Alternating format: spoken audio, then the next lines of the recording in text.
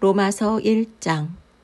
나 바울은 사명을 받아 예수 그리스도께 몸바쳐 일하는 그분의 종이자 하나님의 말씀과 하신 일을 선포할 권한을 부여받은 사도입니다. 나는 로마에 있는 모든 믿는 이들, 곧 하나님의 친구인 여러분에게 이 편지를 씁니다. 성경에는 하나님의 아들에 대해 예언자들이 앞서 전한 보고들이 담겨 있습니다. 역사적으로 보면 그분은 다윗의 후손입니다. 또한 고유한 정체성으로 보면 그분은 하나님의 아들이신데 예수께서 죽은 자들 가운데서 부활하심으로 메시아, 곧 우리 주님으로 세워지셨을 때 성령께서 이를 우리에게 보여주셨습니다. 그분을 통해 우리는 그분의 생명을 풍성한 선물로 받았고 또 이 생명을 사람들에게 전하는 긴급한 사명도 받았습니다. 예수를 향한 순종과 신뢰 속으로 뛰어들 때 사람들은 이 생명을 선사받습니다. 여러분이 지금의 여러분인 것은 바로 예수 그리스도께서 주시는 이 선물과 부르심 때문입니다. 나는 하나님 아버지와 메시아이신 우리 주 예수의 풍성하심으로 여러분에게 문안합니다. 나는 여러분 한 사람 한 사람으로 인해 예수를 통해 하나님께 감사드립니다. 이것은 내가 가장 먼저 하고 싶은 말입니다. 어디를 가든지 사람들은 내게 여러분의 믿음의 삶에 대해 이야기를 들려줍니다. 그런 이야기를 들을 때마다 나는 그분께 감사드립니다. 그리고 그분의 아들에 관한 복된 소식, 곧 메시지를 전할 때에 내가 사랑하여 예배하고 섬기기 원하는 하나님은 아십니다. 내가 기도 중에 여러분을 생각할 때마다 여러분을 보러 갈 수 있도록 길을 열어달라고 그분께 기도하는 것을 말입니다. 기다림이 길어질수록 간절함도 더 깊어집니다. 여러분이 있는 그곳에 가서 하나님의 선물을 직접 전해주고 여러분이 더욱 강건해져가는 모습을 내 눈으로 직접 볼 수 있기를 내가 얼마나 원하는지요. 하지만 이 과정에서 내가 여러분에게 주려고만 한다고 생각하지 마십시오. 내가 여러분에게 줄 것 못지않게 여러분도 내게 줄 것이 많습니다. 친구 여러분, 내가 여러분을 방문하지 못한 것을 두고 부디 오해가 없기를 바랍니다. 내가 로마에 가려는 계획을 얼마나 자주 세웠는지 아마 여러분은 상상도 못할 것입니다. 나는 그동안 다른 많은 이방 성읍과 공동체에서 그랬던 것처럼 여러분들 가운데서도 하나님께서 일하시는 모습을 직접 확인하는 즐거움을 누리고 싶었습니다. 그러나 늘 사정이 생겨 그러지 못했습니다. 누구를 만나든 문명인이든 미개인이든 학식이 많은 사람이든 배우지 못한 사람이든 그것은 중요하지 않습니다. 나는 우리가 얼마나 서로에게 의존하는 존재이며 서로에게 책임이 있는 존재인지를 깊이 느끼게 됩니다. 이것이 내가 로마에 있는 여러분에게 어서 가서 하나님의 놀랍도록 복된 소식을 전하려는 이유입니다. 내가 참으로 자랑스럽게 선포하는 이 소식은 그분의 능력 가득한 계획에 관한 것이었습니다.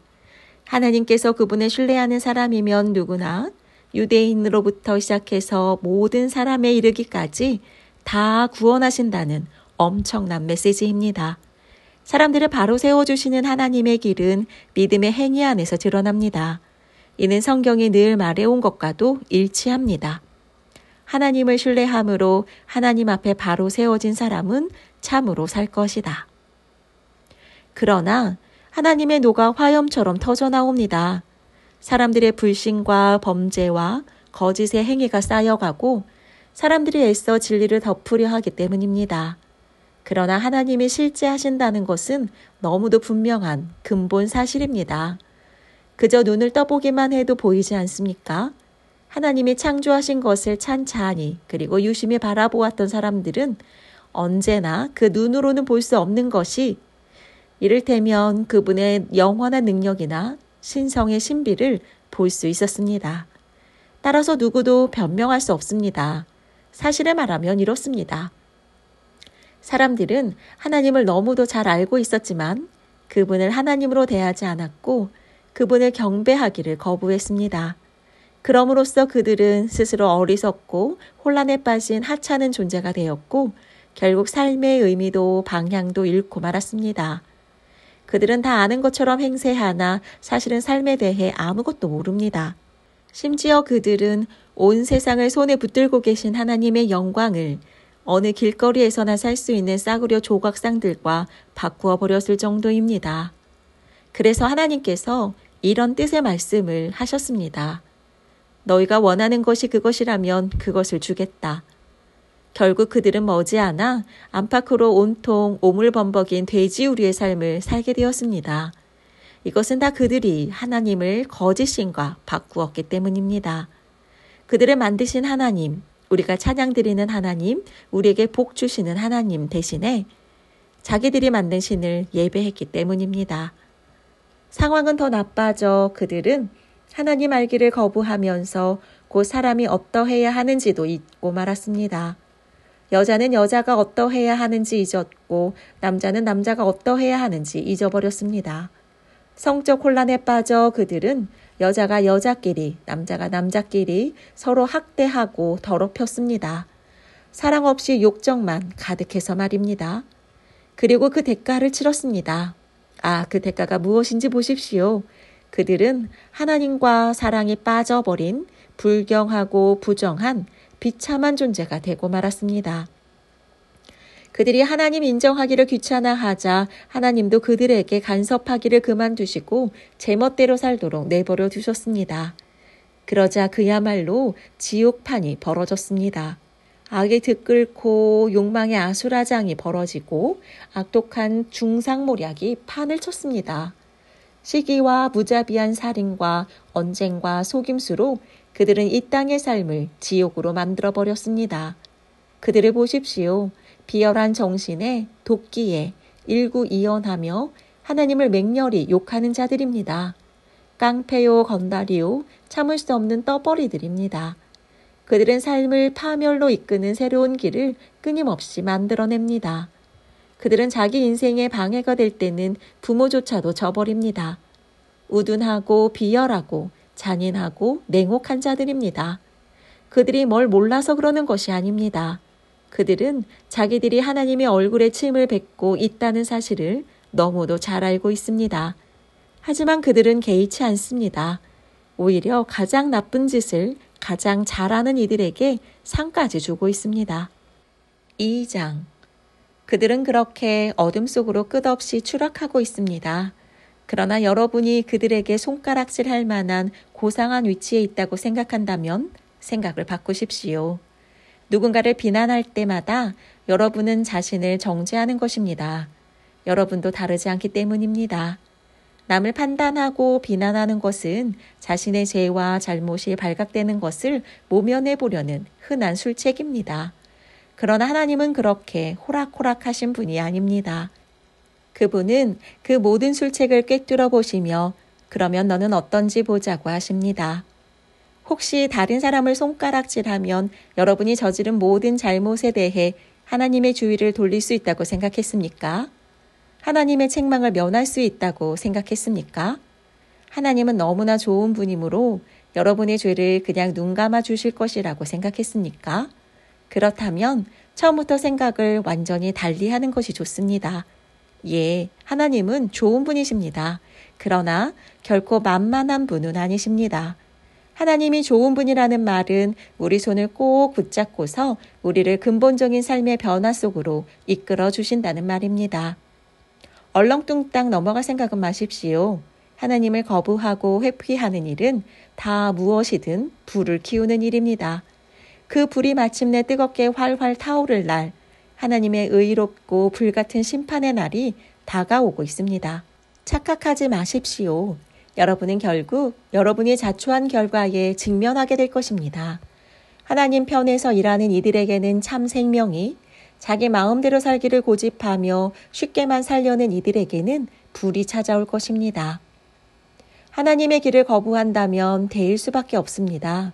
여러분이 어디에서 살았고 어떤 부모 밑에서 자랐고 어떤 학교를 다녔는지는 아무 상관이 없습니다.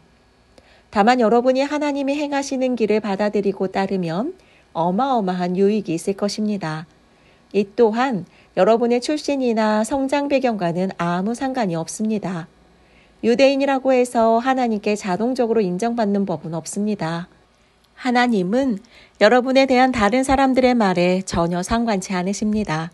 그분은 스스로 판단하십니다. 죄인 줄 모르고 죄를 짓는 경우라면 하나님은 정상을 참작해 주십니다. 그러나 죄인 줄 알면서도 죄를 짓는다면 그것은 완전히 다른 이야기입니다. 하나님의 법을 듣기만 하고 그 명령을 행하지 않는다면 그것은 시간 낭비일 뿐입니다. 하나님이 중요하게 여기시는 것은 듣는 것이 아니라 행하는 것이기 때문입니다. 하나님의 법을 전혀 들어본 적이 없는 사람들도 직관에 따라 하나님의 법을 따르는 경우가 있습니다. 그런 그들의 순종은 하나님의 법이 진리임을 확증해 줍니다. 그들은 하나님의 법이 밖에서부터 우리에게 부과된 낯선 것이 아니라 우리가 창조될 때 우리 안에 새겨진 것임을 보여줍니다. 그들의 내면 깊은 곳에는 하나님이 말씀하시는 그렇다와 아니다에 그분의 옳다와 그르다에 공명하는 무언가가 있습니다. 하나님의 그렇다와 아니다에 대해 그들이 어떻게 응답했는지는 하나님께서 모든 남녀들에 대해 최종 심판을 내리시는 그날 온 천하에 다 공개될 것입니다. 이는 내가 예수 그리스도를 통해 선포하는 하나님의 메시지에 다 들어있는 것입니다. 유대인으로 성장한 이들에게 말합니다. 여러분이 종교가 여러분이 기댈 수 있는 안전한 품이라도 되는 줄 착각하지 마십시오. 하나님의 계시에 정통하다고 하나님에 관해서라면 최신 교리까지 다 꿰고 있는 최고 전문가라고 목에 힘주고 다니지 마십시오. 특히 스스로 다 갖추었다고 확신하는 여러분, 하나님의 계시된 말씀을 속속들이 다 알기 때문에 어두운 밤길을 헤매면서 하나님에 대해 혼란스러워하는 이들에게 길 안내자가 되어줄 수 있다고 자처하는 여러분에게 경고해 줄 말이 있습니다. 여러분이 다른 사람들을 인도한다고 하지만 정작 여러분은 어떻습니까?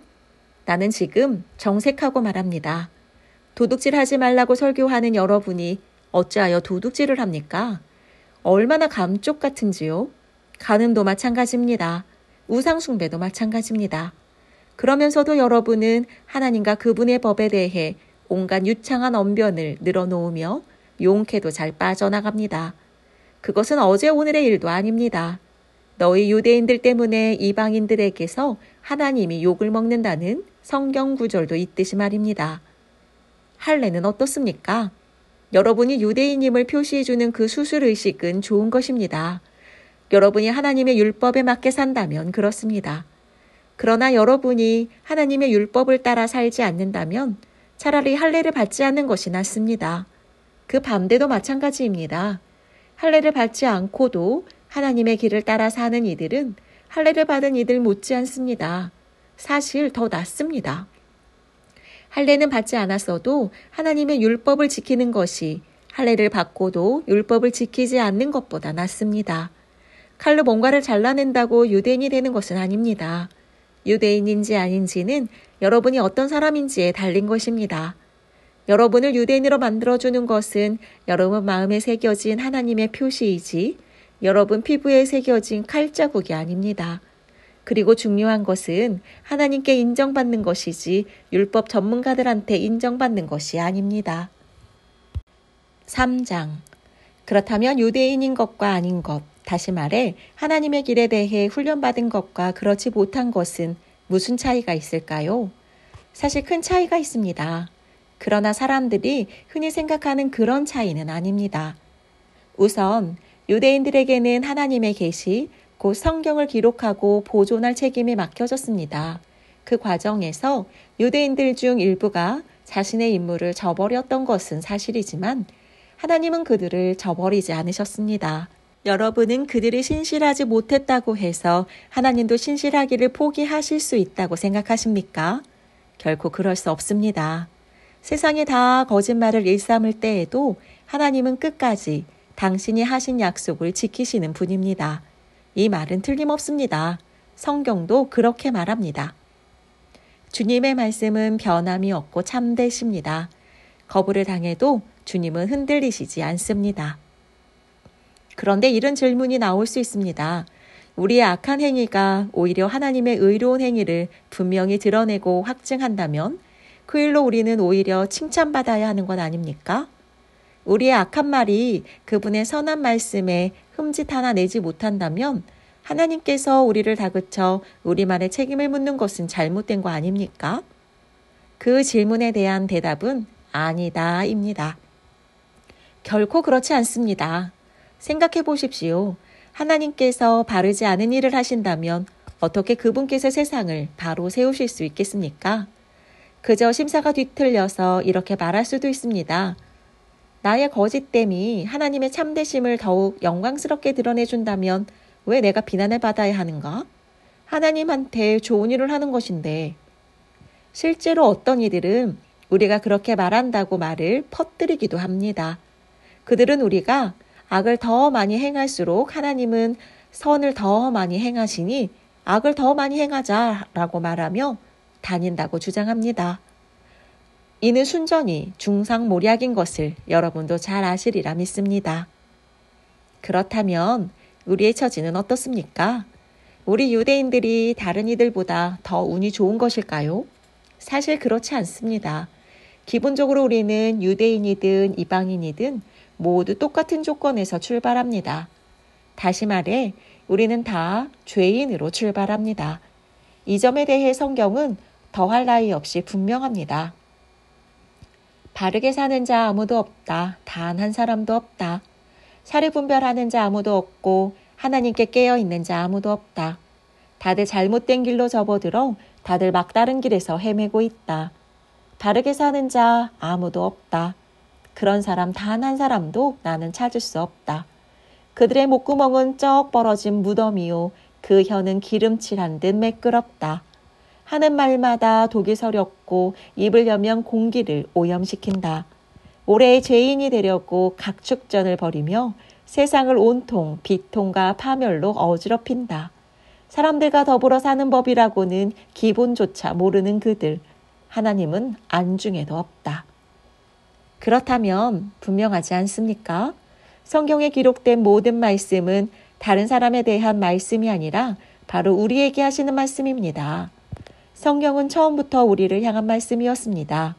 또한 명백하지 않습니까? 우리는 하나같이 다 죄인이며 다 함께 한 배를 타고서 가라앉을 수밖에 없는 사람들입니다. 하나님의 계시와 관련 있는 민족이라고 해서 우리가 자동적으로 하나님 앞에 바로 서게 되는 것은 아닙니다. 우리는 다만 모든 사람의 죄에 우리 역시 연루되어 있다는 사실을 직시하게 될 뿐입니다. 그런데 우리 시대에 와서 새로운 것이 더해졌습니다. 모세와 예언자들이 그들 시대에 증언했던 일이 실제로 일어난 것입니다. 그들이 증언한 하나님이 바로 세워주시는 일이 이제 우리에게는 예수께서 바로 세워주시는 일로 나타났습니다. 이는 우리만을 위한 것이 아니라 그분을 믿는 모든 사람을 위한 것입니다. 이 점에서 우리와 그들 사이에 아무런 차이가 없습니다. 우리나 그들이나 다 죄인으로 오랫동안 비참한 전과를 쌓았고 하나님께서 뜻하시는 그 영광스러운 삶을 살아낼 능력이 전혀 없다는 것도 입증되었습니다. 그래서 하나님께서 친히 우리를 위해 일해 주셨습니다. 순전히 은혜로 그분은 우리를 그분 앞에 바로 세워주셨습니다. 이는 전적으로 그분의 선물입니다. 그분은 우리를 진창에서 건져주셨고 우리가 있기를 늘 원하셨던 자리로 우리를 되돌려 주셨습니다. 바로 예수 그리스도를 통해 그 일을 하셨습니다. 하나님은 세상의 제단 위에 예수님을 희생제물로 삼으셔서 세상으로 하여금 죄를 면하게 해주셨습니다. 그분께 믿음을 둘 때 우리는 죄를 면하게 됩니다. 하나님은 이 일, 곧 예수의 희생을 통해 세상으로 하여금 그분 앞에서 죄를 면하게 해주신 이 일을 만천하에 드러내셨습니다. 하나님은 그동안 오래 참으신 죄들을 마침내 이렇게 처리해 주신 것입니다. 이는 분명히 드러난 일일 뿐 아니라 또한 지금도 일어나고 있는 일입니다. 이것은 현재 진행 중인 역사입니다. 하나님은 모든 것을 바로 세워주고 계십니다. 또한 우리로 하여금 바로 세워주시는 그분의 의로우심 안에서 살 수 있게 해주십니다. 그렇다면 우리 교만한 유대인들의 옥신각신하는 주장들은 어떻게 되는 것입니까? 무효가 되는 것입니까? 그렇습니다. 무효가 되었습니다. 우리가 알게 된 것은 이것입니다. 우리가 행하는 일에 하나님이 응답하시는 것이 아니라는 것입니다. 사실은 하나님이 행하시는 일에 우리가 응답하는 것입니다. 마침내 우리는 이 사실을 깨달았습니다. 우리의 삶이 하나님과 또 다른 모든 사람들과 발맞추어 나가려면 우리가 그분의 발걸음을 따라가야지 거만하고 초조한 마음으로 우리가 행진을 이끌려고 해서는 안 됩니다. 그렇다면 하나님에 대해 독점권을 가졌다고 하는 우리 유대인들의 교만한 주장은 또 어떻게 되는 것입니까? 이 또한 무효가 되었습니다. 하나님은 유대인들의 하나님일 뿐 아니라 또한 이방인들의 하나님이기도 합니다. 하나님은 오직 한 분이신데 어찌 그렇지 않을 수 있겠습니까? 하나님은 당신이 하시는 일을 기꺼이 받아들이고 그 속으로 뛰어드는 사람이면 누구나 다 그분 앞에 바로 세워주십니다. 우리 종교의 제도를 따르는 이들뿐 아니라 우리 종교에 대해 들어본 적 없는 이들도 마찬가지입니다. 그런데 우리가 초점을 우리가 행하는 일에서 하나님이 행하시는 일로 옮긴다는 것은 하나님의 규례와 법도를 신중히 따르던 삶을 취소한다는 말일까요? 전혀 그렇지 않습니다. 오히려 우리 삶 전체를 제자리에 놓음으로써 그 삶을 더 굳게 세웁니다. 4장. 그렇다면 우리 믿음의 첫 조상 아브라함 이야기를 이 새로운 관점에서 보면 어떨까요? 만일 아브라함이 하나님을 위해 이룬 일로 하나님의 인정을 얻어낸 것이라면 당연히 그 공로를 인정받았을 것입니다. 그러나 우리에게 전해진 이 이야기의 주인공은 하나님이지 아브라함이 아닙니다. 성경은 우리에게 이렇게 말합니다. 아브라함은 하나님이 그를 위해 하시는 일에 뛰어들었다. 바로 그것이 전환점이 되었다. 그는 자기 힘으로 바로 서려고 애쓰는 대신에 하나님께서 자신을 바로 세워주실 것을 신뢰했다. 만일 여러분이 열심히 해서 어떤 일을 잘 해낸다면 여러분은 보수를 받을 자격이 생깁니다. 그때 여러분이 받는 것은 임금이지 선물이 아닙니다. 그러나 여러분이 그 일을 감당할 수 없어 오직 하나님만이 하실 수 있는 일이라고 인정하고 그분께서 해 주실 것을 신뢰한다면 바로 그 신뢰가 여러분을 하나님에 의해 하나님 앞에 바로 세워줍니다. 이렇게 하나님 앞에 바로 서는 일은 여러분의 힘으로 아무리 오랫동안 수고하고 애쓴다 해도 결코 해낼 수 없는 일입니다. 이는 전적으로 그분의 선물입니다. 이 새로운 관점은 다윗에게서도 확증됩니다. 그는 자신의 공로 하나 없이 오직 하나님께서 모든 것을 바로 세워주실 것을 신뢰하는 사람은 복이 있다고 말합니다. 그 범죄가 지워지고 지은 죄 말끔히 씻겨진 사람은 복이 있다. 주님께 그 죄를 청산받은 사람은 복이 있다. 혹시 여러분은 이런 복이 우리 종교의 길을 따르는 할례받은 사람들에게만 선언된다고 생각합니까? 우리가 따르는 길에 대해 들어본 적이 없는 사람들, 하나님께 훈련받아 본 적이 없는 사람들도 이런 복을 받을 수 있다는 생각은 못 해봤습니까? 일단 우리 모두가 동의할 수 있는 사실부터 말해보겠습니다. 아브라함이 하나님께 합당하다고 선언된 것은 그가 하나님께서 그를 위해 하시는 일을 받아들였기 때문입니다. 그렇다면 생각해 보십시오. 그 선언이 내려진 것은 그가 할례라는 언약 의식을 통해 몸의 표시를 받기 전이었습니까? 그 후였습니까? 맞습니다. 표시를 받기 전이었습니다. 그렇다면 그가 할례를 받은 것은 하나님께서 그를 당신 앞에 바로 세우시려고 오래전부터 그를 위해 일해오신 것에 대한 증거이자 확증의 의미였다는 뜻입니다. 아브라함은 다만 하나님의 이 일을 자신의 온 삶으로 받아들였던 것입니다. 또한 이것은 아브라함이 모든 사람의 조상이라는 뜻이기도 합니다. 다시 말해 하나님께 아직 밭갓 사람인 이들, 하나님의 백성으로 인정받지 못하는 이른바 할례받지 않은 사람들이라도 하나님께서 자신들을 위해 하시는 일을 받아들인다면 아브라함은 그들 모두의 조상도 된다는 것입니다. 하나님에 의해 하나님 앞에 바로 서게 된 사람들이란 바로 이런 사람들을 두고 하는 말입니다. 물론 아브라함은 할례라는 종교의식을 거친 이들의 조상이기도 합니다. 그러나 이는 그들이 행한 그 종교의식 때문이 아니라 하나님께서 그들을 위해 행하시는 일을 믿음으로 받아들이는 모험의 삶을 살기로 그들이 결단했기 때문입니다. 아브라함은 할례의 표시를 받기 오래전부터 바로 이런 삶을 살아온 것입니다. 하나님께서 아브라함에게 그 유명한 약속을 주신 것은 그가 무언가를 이루었거나 이루려고 했기 때문이 아니었습니다. 그 약속이 주어진 것은 그를 위해 모든 것을 바로 세워주시겠다는 하나님의 결정에 기초한 것이었습니다. 아브라함은 다만 믿음으로 거기에 뛰어들었을 뿐입니다.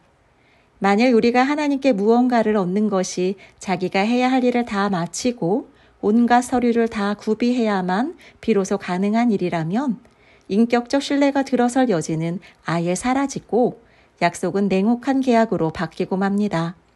그런 것은 거룩한 약속이 아닙니다. 사업상 거래일 뿐입니다. 빈틈없는 변호사가 깨알 같은 글씨로 작성한 계약서는 우리가 얻을 것이 전혀 없을 것이라는 사실만 확인해 줄 뿐입니다. 그러나 애초에 계약이란 없고 약속만이 있는 것이라면 그것은 여러분이 깰 수 있는 것이 아닙니다. 바로 이런 이유로 하나님의 약속의 성취는 전적으로 하나님과 그분의 길을 신뢰하는 것, 하나님과 그분이 하시는 일을 단순히 받아들이는 것에 달려 있습니다. 하나님의 약속은 순전한 선물로 우리에게 옵니다.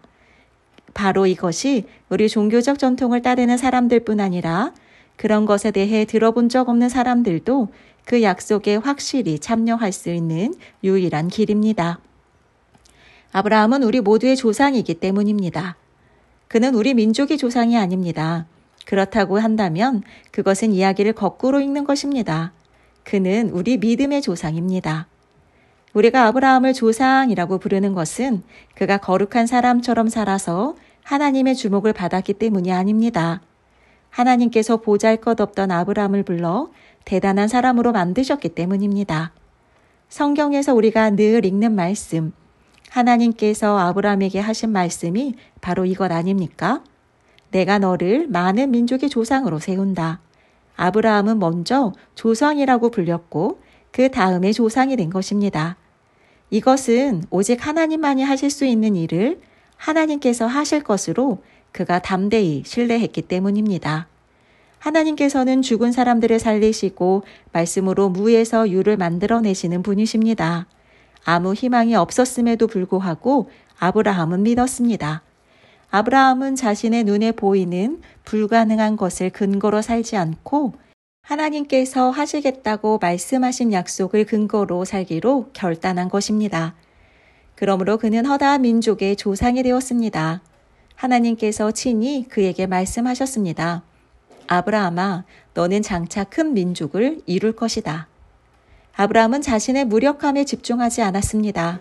그는 소망이 사라졌다.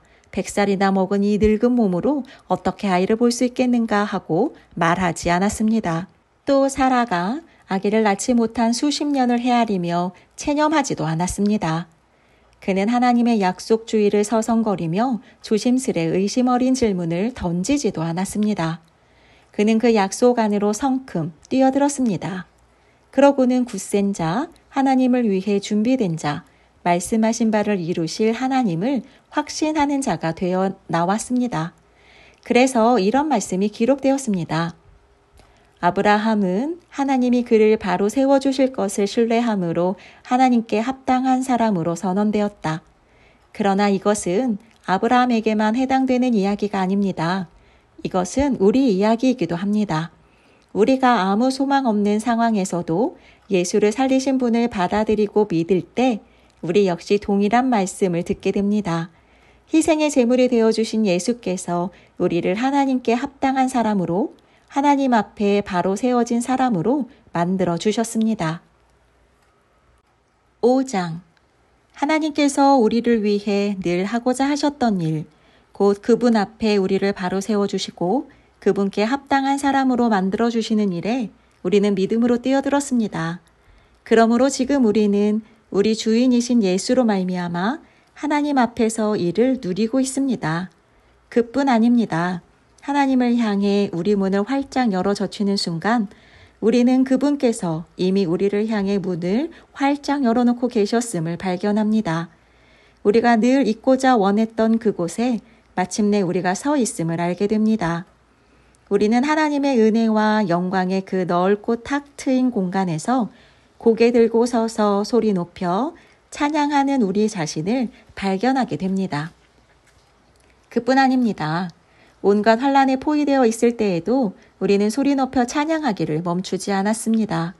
환란이 우리 안에 열정 어린 인내를 길러주고 그 인내가 쇠를 연마하듯 우리 인격을 단련시켜주며 우리로 하여금 하나님께서 장차 행하실 모든 일에 대해 늘 깨어있게 해준다는 것을 우리가 알기 때문입니다. 이 같은 희망 속에 늘 깨어있을 때 우리는 결코 실망하는 법이 없습니다. 오히려 정반대입니다. 우리가 하나님께서 성령을 통해 우리 삶 속에 아낌없이 쏟아붓고 계신 그 모든 것을 다 담아내기에는 아무리 많은 그릇으로도 부족합니다. 그리스도께서 더없이 알맞은 때에 오셔서 이런 일을 이루십니다. 그분은 우리가 다 준비되기까지 기다리지 않으셨고 지금도 그러하십니다. 우리가 너무 약하고 반항적이어서 전혀 준비되어 있지 않았던 그때에 그분은 자기 자신을 이 희생적 죽음에 내어주셨습니다. 설령 우리가 그렇게 약하지 않았다 하더라도 우리는 여전히 갈팡질팡했을 것입니다. 우리는 목숨을 바칠 만한 가치가 있다고 여기는 사람을 위해 대신 죽는 것은 이해할 수 있습니다. 또 선하고 고귀한 사람을 보면 우리 안에 그를 위해 기꺼이 희생하고자 하는 마음이 일어난다는 사실도 알고 있습니다. 그러나 하나님은 우리가 그분께 아무 쓸모가 없을 때에 당신의 아들을 희생적 죽음에 내어주심으로 그렇게 우리를 위해 당신의 사랑을 아낌없이 내놓으셨습니다. 이 희생적 죽음, 이 완성된 희생 제사를 통해 우리는 하나님 앞에 바로 세워졌습니다. 그러므로 이제는 더 이상 하나님과 사이가 멀어질 일은 없습니다. 생각해 보십시오. 우리가 최악이었을 때에도 그분 아들의 희생적 죽음을 통해 우리와 하나님 사이가 친밀하게 되었습니다. 그렇다면 우리가 최선인 지금 그분의 부활 생명이 우리 삶을 얼마나 드넓고 깊게 하겠습니까? 하나님과 친구가 되는 이 엄청난 선물을 실제로 받아 누리고 있는 우리는 이제 더 이상 단조로운 산문적 표현에 만족할 수 없습니다. 우리는 노래하고 외칩니다. 메시아 예수를 통해 하나님께 우리의 찬양을 드립니다. 여러분은 아담이 어떻게 우리를 죄와 죽음이라는 딜레마에 처하게 만들었는지 들어서 알고 있을 것입니다. 죄와 죽음으로부터 자유로운 사람은 아무도 없습니다. 죄는 만물과 하나님과의 관계, 또 모든 사람과 하나님과의 관계에 해를 끼쳐왔지만 하나님께서 모세를 통해 자세히 상술해 주시기까지는 그 해가 어느 정도인지 분명치 않았습니다. 그처럼 죽음, 곧 우리와 하나님 사이를 갈라놓는 그 거대한 심연은 아담으로부터 모세에 이르는 시간에도 위세를 떨쳤습니다. 하나님이 주신 특정 명령에 불순종했던 아담과 같은 죄를 짓지 않은 이들은 모두 이러한 생명의 끊어짐, 곧 하나님과의 분리를 경험해야만 했습니다. 그러나 우리를 이런 지경에 빠뜨린 아담은 또한 우리를 거기서 구해 주실 분을 앞서 가리키는 존재이기도 합니다. 그러나 우리를 구출하는 이 선물은 죽음을 초래하는 그 죄와 비교가 되지 않습니다. 생각해 보십시오. 한 사람의 죄가 수많은 사람들을 하나님과의 분리라는 그 죽음의 심연에 밀어 넣었다고 할 때 한 사람 예수 그리스도를 통해 쏟아 부어지는 이 하나님의 선물은 우리에게 어떤 것을 가져다 줄까요? 죽음을 초래하는 그 죄와 넘치는 생명을 가져오는 이 선물은 서로 비교할 수 없습니다. 그 죄에 대한 평결로는 죽음의 선고가 내려졌지만 뒤따른 다른 많은 죄들에 대한 평결로는 경이로운 생명 선고가 내려졌습니다. 한 사람의 잘못을 통해 죽음이 위세를 떨쳤다면 이제 한 사람 예수 그리스도께서 마련해 주신 이 어마어마한 생명의 선물, 이 모든 것을 바로 세우시는 장대한 일을 두 팔 벌려 받아들이는 이들 안에서 이 생명이 이루어낼 가슴 벅찬 회복이 어떤 것일지 여러분은 상상할 수 있겠습니까? 한마디로 말하면 이렇습니다. 한 사람이 잘못을 범해 우리 모두가 죄와 죽음이라는 공경에 처하게 된 것처럼 또 다른 한 사람이 올바른 일을 함으로써 우리 모두가 거기서 벗어날 수 있게 되었습니다. 사실 우리는 단순히 공경에서 건져진 것 이상입니다. 그분은 우리를 생명 속으로 이끌어 들이셨습니다. 한 사람이 하나님께 아니요 라고 말함으로써 많은 사람이 잘못되었고, 한 사람이 하나님께 예 라고 말함으로써 많은 사람이 바르게 되었습니다. 일시적인 율법이 죄와 맞서 할 수 있었던 것이라고는 더 많은 율법 위반자들을 만들어내는 것이 전부였습니다. 그러나 죄는 우리가 은혜라고 부르는 그 전투적 용서에는 도저히 맞수가 되지 못합니다. 죄와 은혜가 맞설 때 이기는 쪽은 언제나 은혜입니다. 죄가 할 수 있는 일이라고는 죽음으로 우리를 위협하는 것이 전부인데 이제 그 일도 끝났습니다. 하나님께서 메시아를 통해 모든 것을 다시 바로 세우고 계시기에 은혜는 우리를 생명의 삶 속으로 이끌어 드립니다. 끝없는 삶, 다함 없는 세상 속으로 말입니다. 6장. 그렇다면 이제 우리는 어떻게 할까요? 혹시 하나님이 계속해서 용서를 베풀어 주시도록 계속해서 죄를 지을까요? 그렇지 않기를 바랍니다. 죄가 다스리는 나라를 떠난 사람이 어떻게 거기 있는 옛집에서 계속 살 수 있단 말입니까? 우리는 짐을 꾸려 영원히 그곳을 떠났다는 사실을 모르십니까? 우리가 세례를 받을 때 일어난 일이 바로 이것입니다. 물 아래로 들어갔을 때 우리는 죄라는 옛 나라를 뒤에 남겨두고 떠난 것입니다. 그 물에서 올라올 때 우리는 은혜라는 새 나라에 들어간 것입니다. 새로운 땅에서의 새로운 삶 속으로 말입니다. 우리가 받은 세례의 의미가 바로 이것입니다. 세례는 예수의 삶 속으로 들어가는 것입니다. 물에 들어갔을 때 우리는 예수처럼 죽어 매장된 것입니다.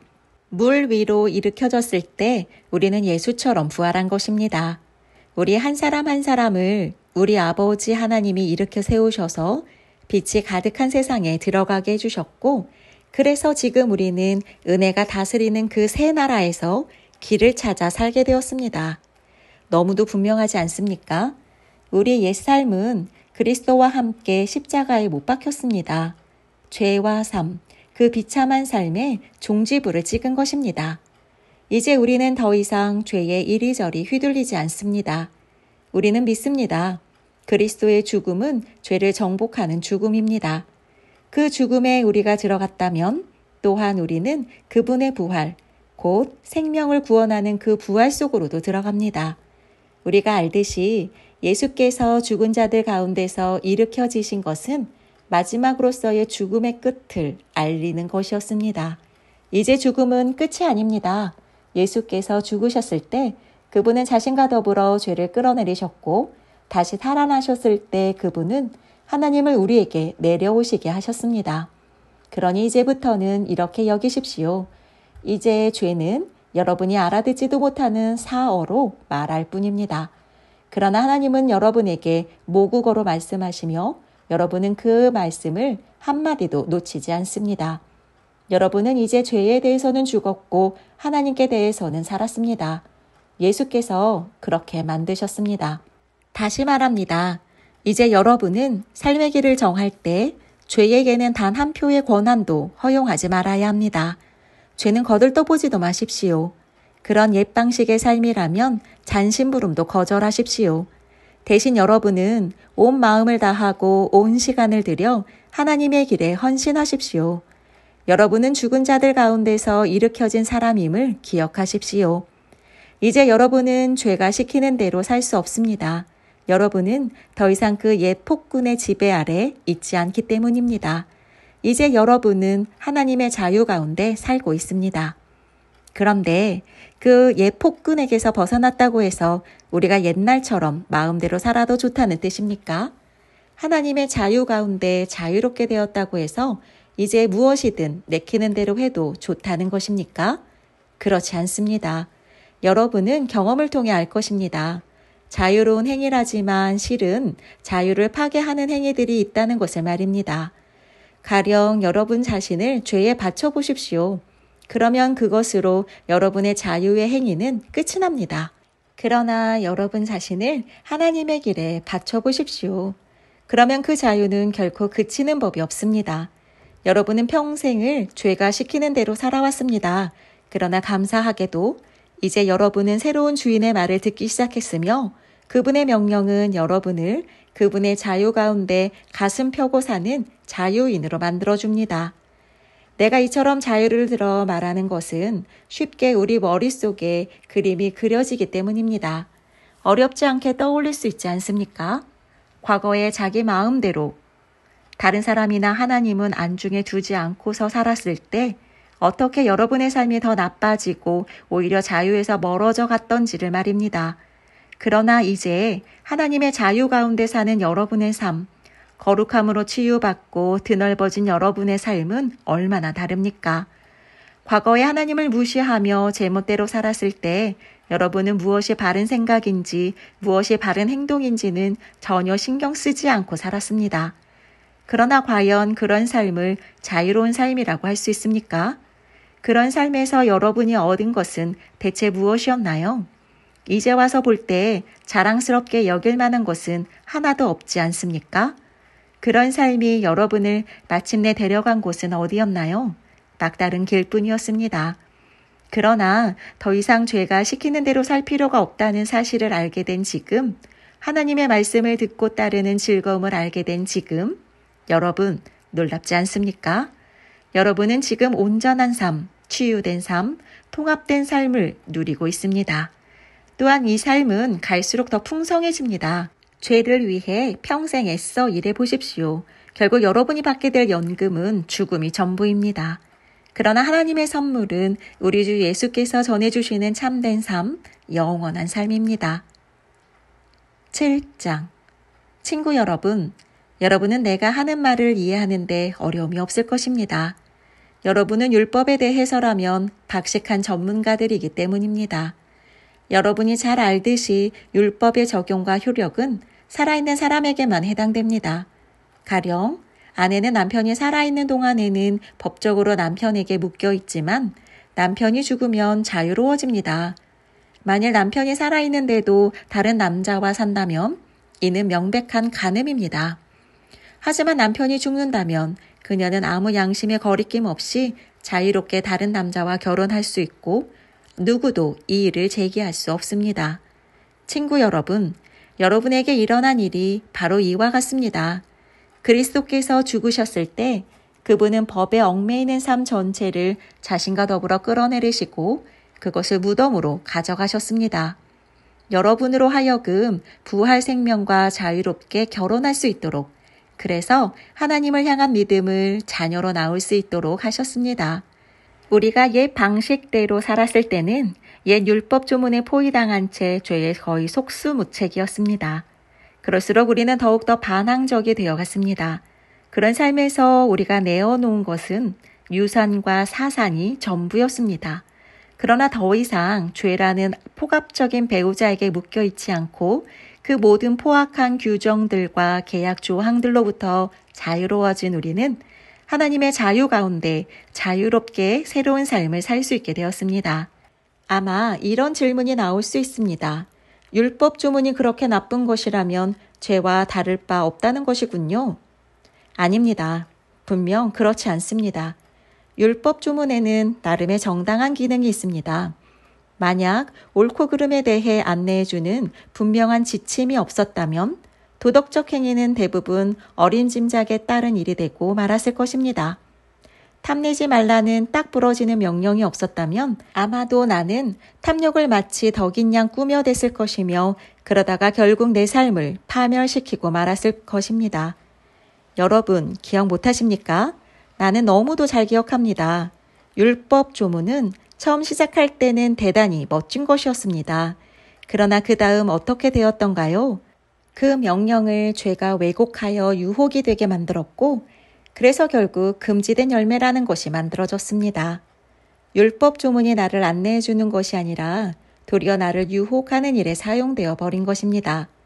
율법 조문이라는 장신구가 붙어 있지 않았을 때는 죄가 그저 따분하고 생기없어 보였을 뿐 나는 그것에 별 관심을 기울이지 않았습니다.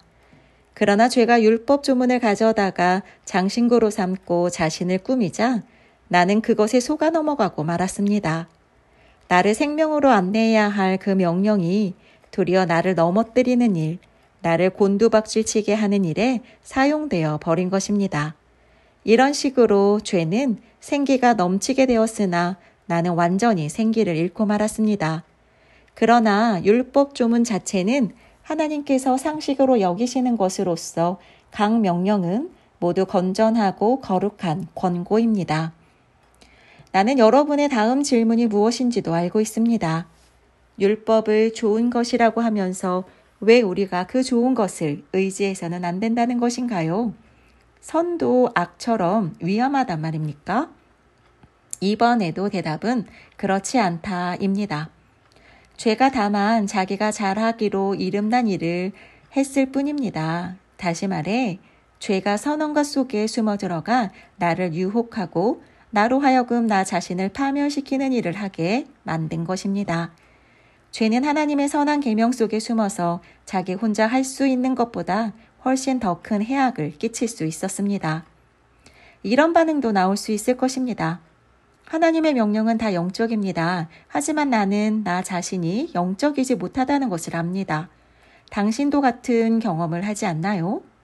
예, 그렇습니다. 나는 나 자신으로 가득합니다.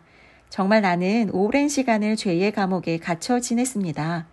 내가 내 자신에 대해 이해하지 못하는 것이 있습니다. 나는 늘 결심은 이렇게 하지만 행동은 다르게 합니다. 나 자신이 끔찍히도 경멸하는 행동들을 결국 저지르고 맙니다. 이처럼 나는 무엇이 최선인지를 알아서 실천에 옮길 수 있는 사람이 못 됩니다.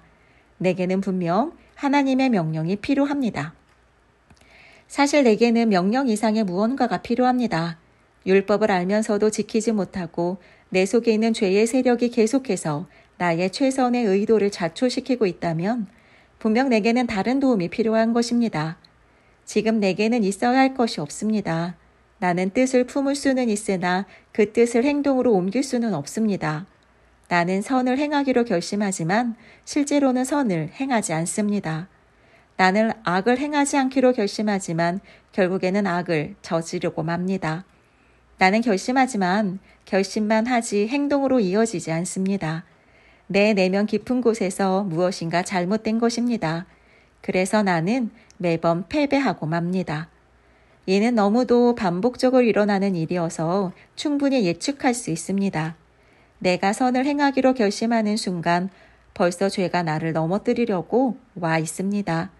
내가 정말 하나님의 명령을 즐거워하지만 내 안의 모든 것이 그 즐거움에 동참하는 것은 아니라는 사실 또한 분명합니다. 내 안의 다른 부분들이 은밀히 반란을 일으켜서 가장 예상치 못했던 순간에 나를 장악해버립니다. 내가 할 수 있는 일을 무엇이든 해보았지만 결국 아무 소용이 없습니다. 나는 벼랑 끝에 서 있습니다. 이런 나를 위해 무엇인가 해줄 수 있는 이 누구 없습니까? 정말 던져야 할 질문은 바로 이런 것이 아닙니까? 감사하게도 답이 있습니다. 바로 예수 그리스도께서 그 같은 일을 하실 수 있고 또 하신다는 것입니다. 마음과 생각으로는 하나님을 섬기고 싶어 하지만 죄의 세력에 끌려 전혀 엉뚱한 일을 행하는 우리의 모순 가득한 삶 속에 들어오셔서 그분은 모든 것을 바로 세우는 일을 행하셨습니다. 8장 메시아이신 예수께서 오심으로 마침내 이 치명적 딜레마가 해결되었습니다. 우리를 위해 오신 그리스도의 임재 속에 들어가 사는 사람들은 늘 먹구름이 드리운 것 같은 암울한 삶을 더 이상 살지 않아도 됩니다. 이제 새로운 힘이 움직이고 있습니다. 그리스도 안에 있는 생명의 성령이 새참 바람처럼 불어와서 하늘의 구름을 모조리 걷어주었습니다. 죄와 죽음이라는 잔혹한 폭군 밑에서 평생을 허덕거려 했을 여러분을 해방시켜 주었습니다. 하나님께서 자신의 아들을 보내셔서 문제의 급소를 찌르셨습니다. 그분은 우리의 문제를 자신과 동떨어진 문제로 취급하지 않으셨습니다. 그분은 아들이신 예수 안에서 친히 인간의 처지를 떠맡으시고 진창 속에서 씨름하고 있는 인류 안으로 들어오셔서 문제를 영단번에 바로잡아 주신 것입니다. 그동안 율법 조문은 이런 일을 해낼 수 없었는데 균열된 인간 본성으로 인해 그건 역시 허약해졌기 때문입니다. 율법은 언제나 근본적 치유가 아니라 죄에 대한 미봉책이었을 뿐입니다. 그러나 마침내 그동안 응할 수 없었던 율법 조문의 요구에 우리가 응할 수 있게 되었습니다. 이는 우리가 한층 더 노력해서가 아니라 오직 성령께서 우리 안에서 행하고 계신 일을 우리가 받아들임으로써 그렇게 된 것입니다. 자기 힘으로 할 수 있다고 여기는 사람들은 늘 자신의 도덕적 힘을 재보는 일에만 몰두할 뿐 정작 실제 삶에서 그 힘을 발휘하여 일하지는 못합니다.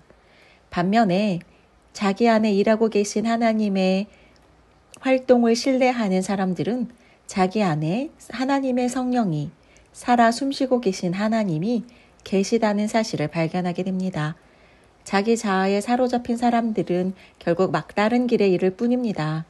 그러나 하나님께 주목하는 사람들은 탁 트이고 드넓은 자유로운 삶 속으로 이끌려갑니다. 자기 자아에 집중하는 것과 하나님께 집중하는 것은 극과 극입니다. 자기 자아에 몰두하는 사람들은 하나님을 무시하고 결국 하나님보다 자기 자아에 더 많이 몰입하게 됩니다. 그런 사람들은 하나님과 하나님이 행하시는 일을 무시합니다. 그러나 하나님은 결코 무시당하는 것을 기뻐하시는 분이 아닙니다. 하나님께서 친히 여러분의 삶 가운데 사시기로 하셨다면 이제 여러분은 하나님보다 여러분 자신에 대해 더 많이 생각할 수 없습니다. 보이지 않지만 분명히 현존하는 하나님이신 그리스도의 영을 아직 모셔드리지 않은 사람들은 지금 우리가 하는 말을 이해하지 못할 것입니다. 그러나 그분을 모셔드린 여러분, 그분이 안에 사시는 여러분은 비록 지금도 죄로 인한 한계들을 경험하지만 하나님의 생명으로 사는 삶을 경험하고 있습니다. 예수를 죽은 자들 가운데서 일으키신 살아계신 하나님께서 여러분의 삶 속에 들어오신 것입니다. 그렇다면 그분이 예수 안에서 행하셨던 것과 같은 일을 여러분 안에서도 행하셔서 여러분을 그분을 향해 살아나게 만드시리라는 것은 너무도 분명하지 않습니까? 하나님께서 여러분 안에 살아 숨쉬고 계시다면 여러분은 실로 죽은 삶으로부터 검진 받은 것입니다. 여러분 안에 사시는 그분의 성령으로 말미암아 여러분의 몸도 그리스도의 몸처럼 살아나게 될 것입니다. 우리는 자기 힘을 믿고 사는 옛 삶에는 한 푼도 덕을 본 적이 없습니다. 그런 삶은 우리에게 유익한 것이 전혀 없습니다. 우리가 해야 할 최선은 그 삶을 땅에 묻고 새로운 삶을 시작하는 것입니다. 하나님의 영이 우리를 손짓해 부르고 계십니다. 해야 할 일들, 가야 할 곳들이 얼마나 많은지요. 하나님께 받은 이 부활 생명의 삶은 결코 소심하거나 무거운 삶이 아닙니다. 이는 기대 넘치는 모험의 삶, 어린아이처럼 늘 하나님께 다음은 또 뭐죠 아빠? 라고 묻는 삶입니다. 하나님의 영이 우리의 영을 만지셔서 우리가 정말 누구인지를 확증해 주십니다. 우리는 하나님이 어떤 분이시고 우리가 누구인지를 곧 그분은 우리의 아버지시며 우리는 그분의 자녀라는 것을 알게 됩니다. 뿐만 아니라 장차 우리에게 주어질 믿을 수 없을 만큼 엄청난 상속에 대해서도 알게 됩니다. 우리는 그리스도께서 경험하시는 것을 그대로 경험합니다. 그러므로 여러분, 지금 우리가 그분과 더불어 힘든 때를 보내고 있다면 분명 우리는 그분과 더불어 좋은 때도 맞게 될 것입니다. 그런 이유로 나는 현재 우리가 겪고 있는 힘든 때와 장차 우리에게 다가올 좋은 때는 서로 비교조차 할 수 없다고 생각합니다. 이 창조 세계 전체는 장차 자신에게 다가올 그 무엇을 손꼽아 기다리고 있습니다. 창조 세계 안의 모든 것이 얼마 동안 제어를 당하고 있습니다. 창조 세계와 또 모든 창조물들이 다 자신들 앞에 놓인 그 영광스러운 때 안으로 동시에 해방되어 들어갈 준비가 될 때까지 하나님께서 고삐로 그들을 제어하고 계십니다. 그러는 동안 현재는 기쁨 가득한 기대가 점점 깊어갑니다. 우리 주변 어디를 둘러봐도 이 창조 세계는 마치 해산을 앞둔 임산부와 같습니다. 세상 전체가 겪고 있는 이 고통은 한마디로 해산의 고통입니다. 우리 주변 세상만 그런 것이 아닙니다. 우리 내면도 마찬가지입니다. 하나님의 영이 우리 내면을 일깨우셔서 우리 역시 산고를 느끼고 있습니다. 지금 우리는 이 불모의 몸, 불임의 몸이 완전히 구원받기를 열망하고 있습니다. 기다림이 우리를 작아지게 하지 않는 이유가 바로 여기 있습니다. 임산부의 기다림은 임산부를 작아지게 하지 않기 때문입니다. 우리는 그러한 기다림 중에서 오히려 커져갑니다. 물론 우리는 우리를 커지게 하는 그것을 아직 눈으로 볼 수는 없습니다. 그러나 기다림이 길어질수록 우리는 더욱 커져가며 우리의 기대 또한 더욱 기쁨으로 충만해집니다. 기다리다 지치는 순간에 하나님의 영이 바로 우리 곁에서 우리를 도우십니다. 어떻게 또 무엇을 기도해야 할지 몰라도 괜찮습니다. 그분이 우리 안에서 우리를 위해 우리의 기도를 하십니다. 할 말을 잃어버린 우리의 탄식, 우리의 아픈 신음소리를 기도로 만들어 주시기 때문입니다. 그분은 우리 자신보다 우리를 훨씬 더 잘 아시고 임산부와 같은 우리 상태를 아셔서 늘 우리를 하나님 앞에 머물게 하십니다. 그래서 우리는 하나님을 사랑하는 우리 삶 속에 일어나는 모든 일이 결국에는 선한 것을 이루는 데 쓰인다는 확신을 갖고 살 수 있습니다. 하나님은 처음부터 자신이 할 일을 분명히 하셨습니다. 처음부터 하나님은 그분의 사랑하는 사람들의 삶을 그분 아들의 삶을 본떠 빚으시려고 결정해 두셨습니다. 그분의 아들은 그분께서 회복시키신 인류의 맨 앞줄에 서 계십니다. 그분을 바라볼 때 우리는 우리 삶이 본래 어떤 모습이었어야 하는지 깨닫게 됩니다. 하나님은 이처럼 그분의 자녀들이 어떤 모습이어야 하는지를 결정하신 뒤에 그들의 이름을 불러주셨습니다. 이름을 부르신 뒤에는 그들을 그분 앞에 굳게 세워주셨습니다. 또한 그들을 그렇게 굳게 세워주신 뒤에는 그들과 끝까지 함께 하시며 그분이 시작하신 일을 영광스럽게 완성시켜 주십니다. 여러분 어떻습니까? 이처럼 하나님이 우리 편이 되어주셨는데 어떻게 우리가 패배할 수 있겠습니까? 아들을 보내셔서 우리 인간의 처지를 껴안으셔서 최악의 일을 감수하기까지 하신 하나님. 그 하나님께서 우리를 위해 자신의 전부를 주저없이 내놓으셨다면 그분이 우리를 위해 기꺼이 아낌없이 하시지 않을 일이 무엇이 있겠습니까?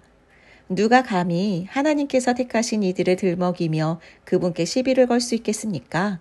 누가 감히 그들에게 손가락질을 할 수 있겠습니까? 우리를 위해 죽으신 분, 우리를 위해 다시 살아나신 분께서 지금 이 순간에도 하나님 앞에서 우리를 변호하고 계십니다. 그 무엇이 우리와 우리를 향하신 하나님의 사랑을 갈라놓을 수 있겠습니까? 절대 있을 수 없습니다. 고생도, 난관도, 증오도, 배고픔도, 노숙도, 위협도, 협박도, 심지어 성경에 나오는 최악의 죄들도 마찬가지입니다. 당신을 증오하는 자들은 눈 하나 깜빡 않고 우리를 죽입니다. 그들의 손쉬운 표적인 우리는 하나씩 하나씩 처치됩니다. 그 무엇도 우리를 동요시키지 못합니다. 예수께서 우리를 사랑하시기 때문입니다. 나는 절대적으로 확신합니다.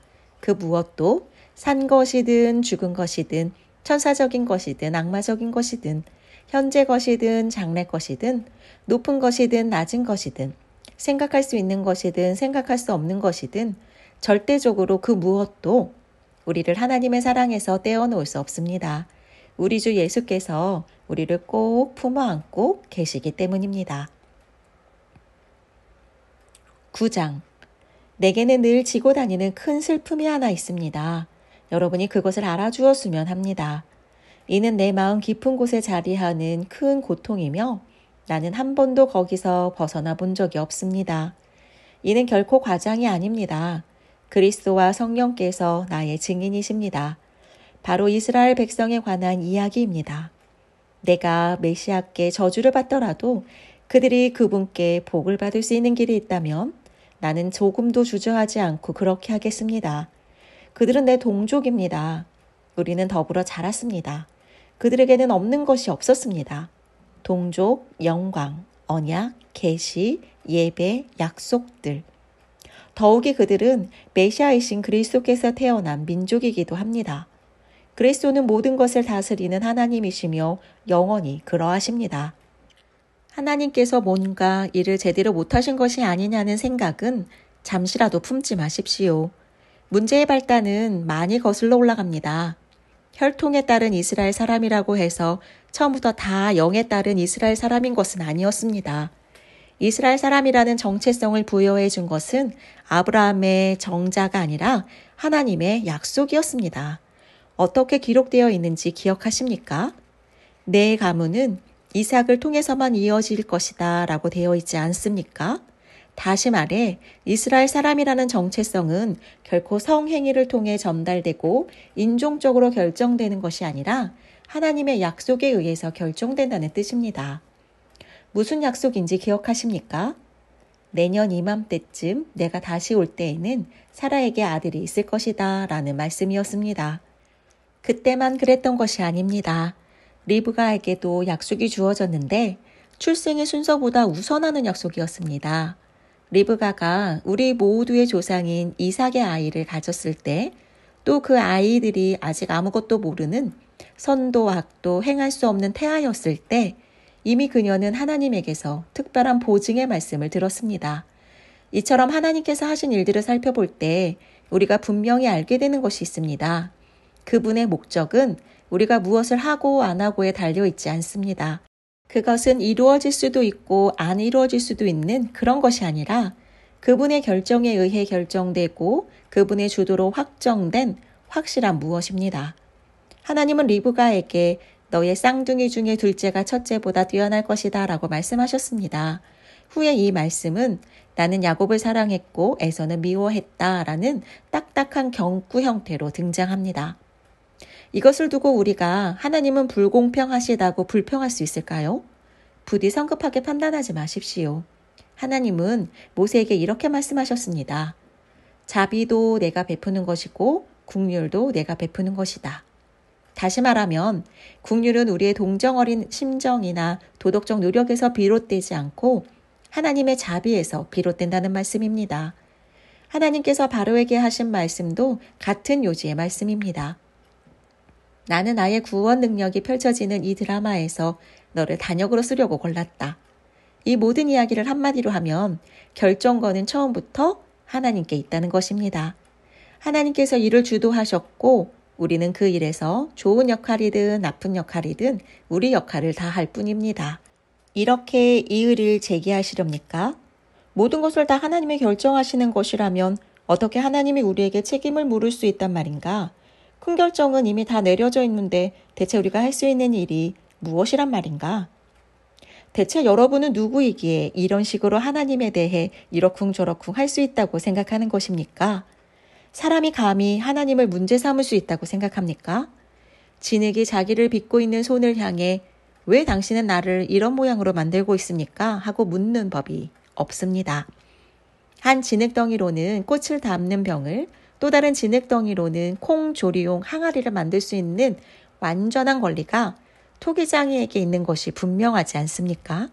하나님께서 당신의 노여움을 보여줄 목적으로 한 모양의 토기를 특별히 고안하시고 당신의 영광스러운 선을 보여줄 목적으로 또 다른 모양의 토기를 정교히 제작하셨다는 것에 대체 무슨 문제가 있을 수 있겠습니까?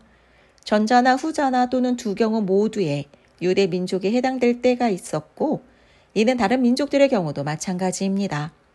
호세아가 이를 잘 표현해 줍니다. 내가 이름 없는 사람들을 불러 이름 있는 사람들로 만들겠다. 내가 사랑받지 못한 사람들을 불러 사랑받는 사람들로 만들겠다. 사람들이 이 하찮은 것들이라고 펄붙던 그곳에서 하나님의 살아있는 자녀들이라고 불리게 되리라. 이사야도 이런 사실을 역설합니다. 해변의 모래알 하나하나에 다 숫자가 매겨지고 그 합한 것에 하나님이 택하신 사람들이라는 라벨이 붙더라도 그것들은 여전히 숫자에 불과할 뿐 이름이 아니다. 구원은 택하심을 통해 오는 것. 하나님은 우리를 수로 세지 않으신다. 그분은 우리를 이름으로 부르신다. 산술은 그분의 관심이 아니다. 이사야는 앞날을 정확히 내다보며 이렇게 말했습니다. 능하신 우리 하나님께서 우리에게 살아있는 자녀를 유산으로 남겨주지 않으셨더라면 우리는 유령마을처럼 소돔과 고무라처럼 되고 말았을 것이다. 이것을 모두 종합해보면 무슨 말입니까? 하나님께서 하고 계신 일에 관심 없어 보였던 사람들이 실제로는 하나님이 하고 계신 일, 곧 그들의 삶을 바로 세우시는 하나님의 일을 받아들였습니다. 그러나 하나님께서 하고 계신 일에 대해 읽고 이야기하는 일에 그토록 관심 많아 보였던 이스라엘은 결국 그것을 놓치고 말았습니다. 어떻게 그들이 그것을 놓칠 수 있었던 것일까요? 그들이 하나님을 신뢰하는 대신에 자기 자신을 앞세웠기 때문입니다. 그들은 자기들이 하고 있는 일에 푹 빠져 있었습니다. 그들은 자신들의 하나님 프로젝트에 너무도 푹 빠져 있어서 그만 바로 눈앞에 계신 하나님을 주목하지 못했습니다. 길 한복판에 우뚝 솟은 거대한 바위 같은 그분을 말입니다. 그들은 그분과 부닥쳤고 큰 대자로 쭉 뻗어버리고 말았습니다. 이사야가 은유를 통해 이를 잘 표현해 줍니다. 조심하여라. 내가 시온산으로 가는 길에 큰 돌을 놓아두었다. 너희가 피해 돌아갈 수 없는 돌을 두었다. 그런데 그 돌은 바로 나다. 그러므로 너희가 나를 찾고 있다면 길 가다 내게 걸려 넘어지지 않아야 비로소 나를 만나게 될 것이다. 10장. 친구 여러분, 참으로 내가 원하는 것은 이스라엘의 가장 선한 것, 곧 구원을 얻는 것입니다. 나는 온 마음으로 그것을 원하며 늘 그것을 위해 하나님께 기도드립니다. 나는 하나님에 대한 유대인의 열정이 참 대단하다는 사실을 기꺼이 인정합니다. 그러나 문제는 그들의 모든 일이 본말이 전도되어 있다는 것입니다. 모든 것을 바로 세우는 이 구원의 일은 하나님이 하시는 사업이며 그것도 대단히 번창하고 있는 사업이라는 사실을 그들은 깨닫지 못하고 있습니다. 그래서 그들은 길거리 바로 맞은편에 자신들의 구원 판매점을 차려놓고서 요란스럽게 자신들의 물건을 팔고 있습니다. 오랜 시간 동안 하나님을 하나님에 걸맞게 대해드리지 않고 자기들 멋대로 다루어 온 결과 이제 그들은 더는 내놓을 것이 없게 되었습니다. 앞서 계시는 다만 우리를 준비시키기 위한 것이었습니다. 자신을 신뢰하는 사람들을 위해 모든 것을 바로 세워주시는 메시아를 맞이할 준비입니다. 모세가 기록했듯이 한사코 율법 조문을 이용해 하나님 앞에 바로 서겠다는 자들은 곧 그렇게 사는 깨알 같은 계약서 조항들에 일일이 얽매여 사는 그렇게 사는 것이 결코 쉽지 않다는 사실을 알게 됩니다. 그러나 우리 안에 바른 삶을 형성시켜 주시는 하나님을 신뢰하는 것은 전혀 다른 이야기입니다. 여기서는 메시아를 모셔오겠다고 위험천만하게 하늘까지 올라갈 일도 없고 또 메시아를 구출해야겠다고 위험천만하게 지옥까지 내려갈 일도 없습니다. 모세가 정확히 뭐라고 말했습니까? 구원하시는 말씀이 바로 여기 있다. 너희 입속 혀처럼 가까이, 너의 가슴속 심장처럼 가까이. 이 말씀이란 우리를 위해 모든 것을 바로 세워주시며 일하시는 하나님을 받아들이는 믿음의 말씀을 말합니다. 우리가 전하는 메시지의 핵심이 바로 이것입니다. 하나님을 받아들이며 예수가 나의 주님이시다 라고 말하십시오. 예수를 죽은 자들 가운데서 살려내실 때 하셨던 일을 지금 우리 안에서도 행하고 계신 하나님의 일을 마음과 몸을 다해 받아들이십시오. 그렇습니다. 바로 그것입니다. 이는 여러분이 무엇인가 해내는 것이 아닙니다. 여러분은 그저 하나님을 소리내어 부를 뿐입니다. 그분께서 여러분을 위해 일하실 것을 신뢰하면서 말입니다. 이것이 바로 구원입니다. 여러분은 전 존재를 기울여 모든 것을 바로 세워주시는 하나님을 받아들이며 큰 소리로 외칩니다. 하나님께서 그분과 나 사이 모든 것을 바로 세워주셨다. 성경도 우리에게 확신을 심어줍니다. 마음과 목숨을 다해 하나님을 신뢰하는 사람들은 결코 후회하는 법이 없다. 이는 우리의 종교적 배경과는 아무 상관이 없는 일입니다. 우리 모두에게 동일하신 하나님께서 소리쳐 도움을 청하는 모든 사람들에게 믿을 수 없을 만큼 동일하게 풍성히 베풀어 주십니다. 하나님 도와주세요 하고 외치는 사람은 누구나 도움을 얻습니다. 하지만 누구를 신뢰해야 하는지 모른다면 어떻게 도움을 청할 수 있겠습니까? 신뢰할 수 있는 그분에 대해 들어보지 못했다면 어떻게 그분을 신뢰할 수 있겠습니까? 말해주는 사람이 없다면 어떻게 그분에 대해 전해 들을 수 있겠습니까?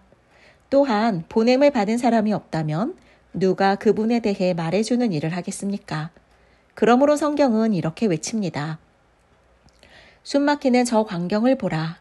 하나님께서 행하신 온갖 좋은 일을 들려주는 사람들의 저 장대한 행렬을. 그러나 모든 사람이 다 말씀을 받아들일 준비, 보고 듣고 행동할 준비가 되어 있는 것은 아닙니다. 이사야도 우리 모두가 다 한 번씩은 던질 법한 질문을 던졌습니다. 하나님, 누가 관심을 보입니까? 이 말씀에 귀 기울이고 믿는 사람이 누가 있습니까? 중요한 것은 이것입니다. 신뢰할 수 있으려면 먼저 귀 기울여 들어야 합니다. 그러나 귀 기울여 들을 것이 있으려면 먼저 그리스도의 말씀이 전해져야 합니다.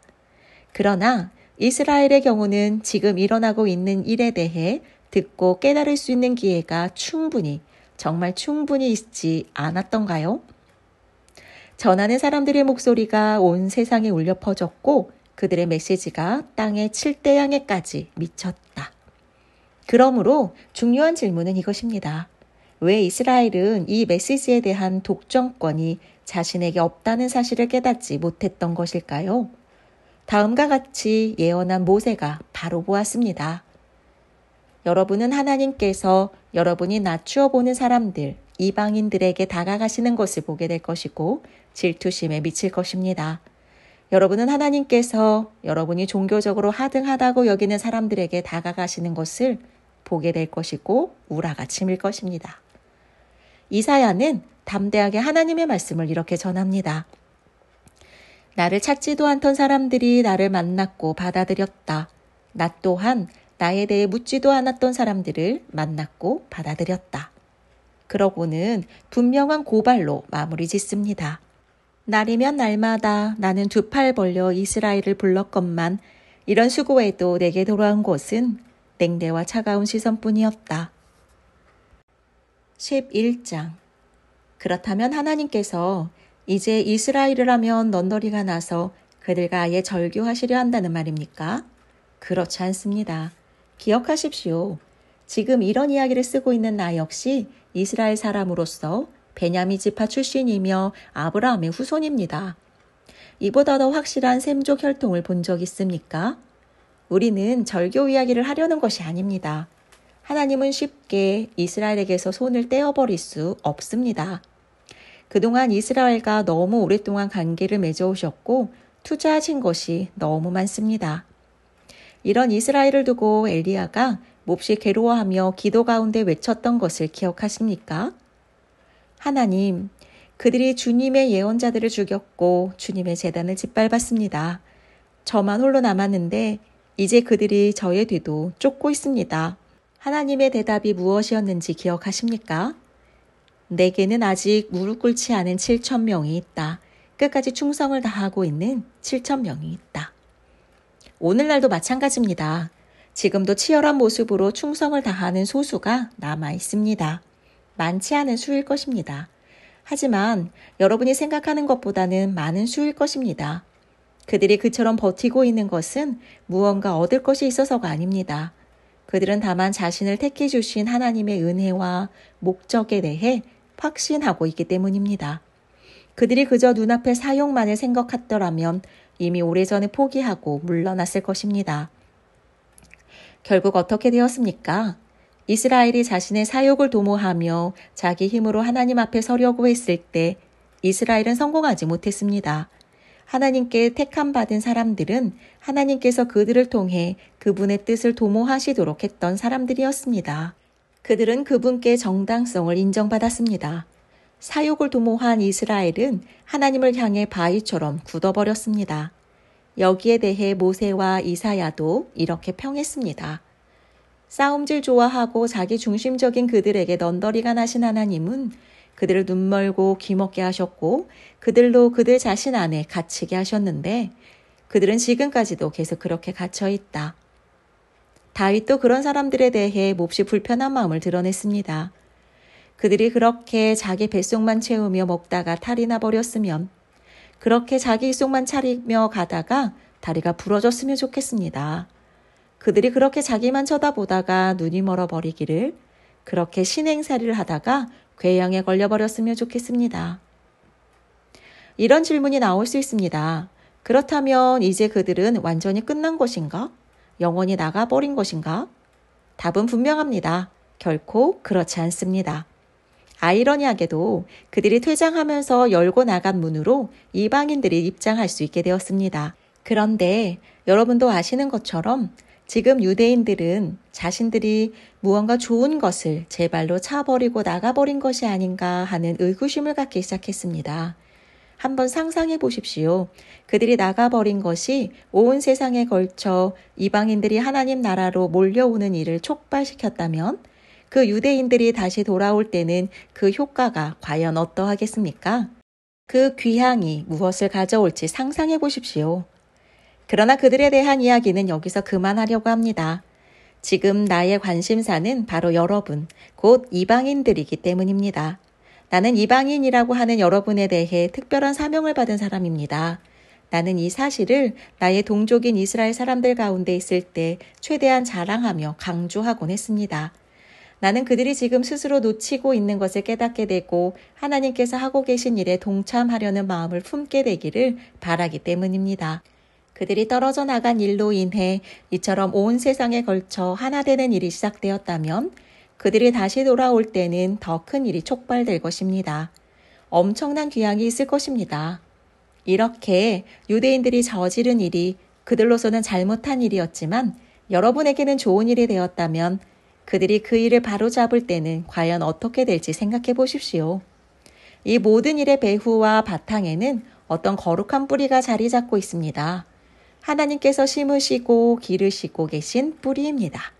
근본 뿌리가 거룩한 나무에는 거룩한 열매가 맺힐 수밖에 없습니다. 지금 상황은 이러합니다. 그 나무의 가지 중 얼마는 가지치기를 당하고 대신에 야생 올리브 나무 가지인 여러분이 그 나무에 접붙임을 받은 것입니다. 그러나 여러분이 지금 그 비옥하고 거룩한 뿌리로부터 영양을 공급받고 있다고 해서 여러분이 그 가지치기 당한 가지들 앞에서 우쭐댈 수는 없습니다. 기억하십시오. 여러분이 그 뿌리에 영양을 공급하고 있는 것이 아니라 그 뿌리가 여러분에게 영양을 공급하고 있는 것입니다. 이런 말이 나올 법합니다. 다른 가지들이 가지치기를 당한 것은 나를 접붙이기 위한 것이 아닌가? 그렇습니다. 하지만 기억하십시오. 그들이 그렇게 가지치기 당한 것은 그들의 믿음과 헌신을 통해 계속해서 그 뿌리에 연결되어 있지 않고 말라 죽어버렸기 때문입니다. 지금 여러분이 그 나무에 붙어 있는 것은 다만 여러분이 믿음으로 그 나무에 접붙여졌기 때문입니다. 믿음을 길러주는 그 뿌리에 연결되어 있기 때문입니다. 그러므로 자만해져서 뽐내는 가지가 되지 마십시오. 여러분이 연하고 푸릇푸릇할 수 있는 것은 오직 그 뿌리 덕이라는 사실을 늘 겸손 가운데 기억하십시오. 본래의 가지에 주저없이 가위를 대신 하나님이시라면 여러분에게는 어떠하겠습니까? 그분은 조금도 주저하지 않으실 것입니다.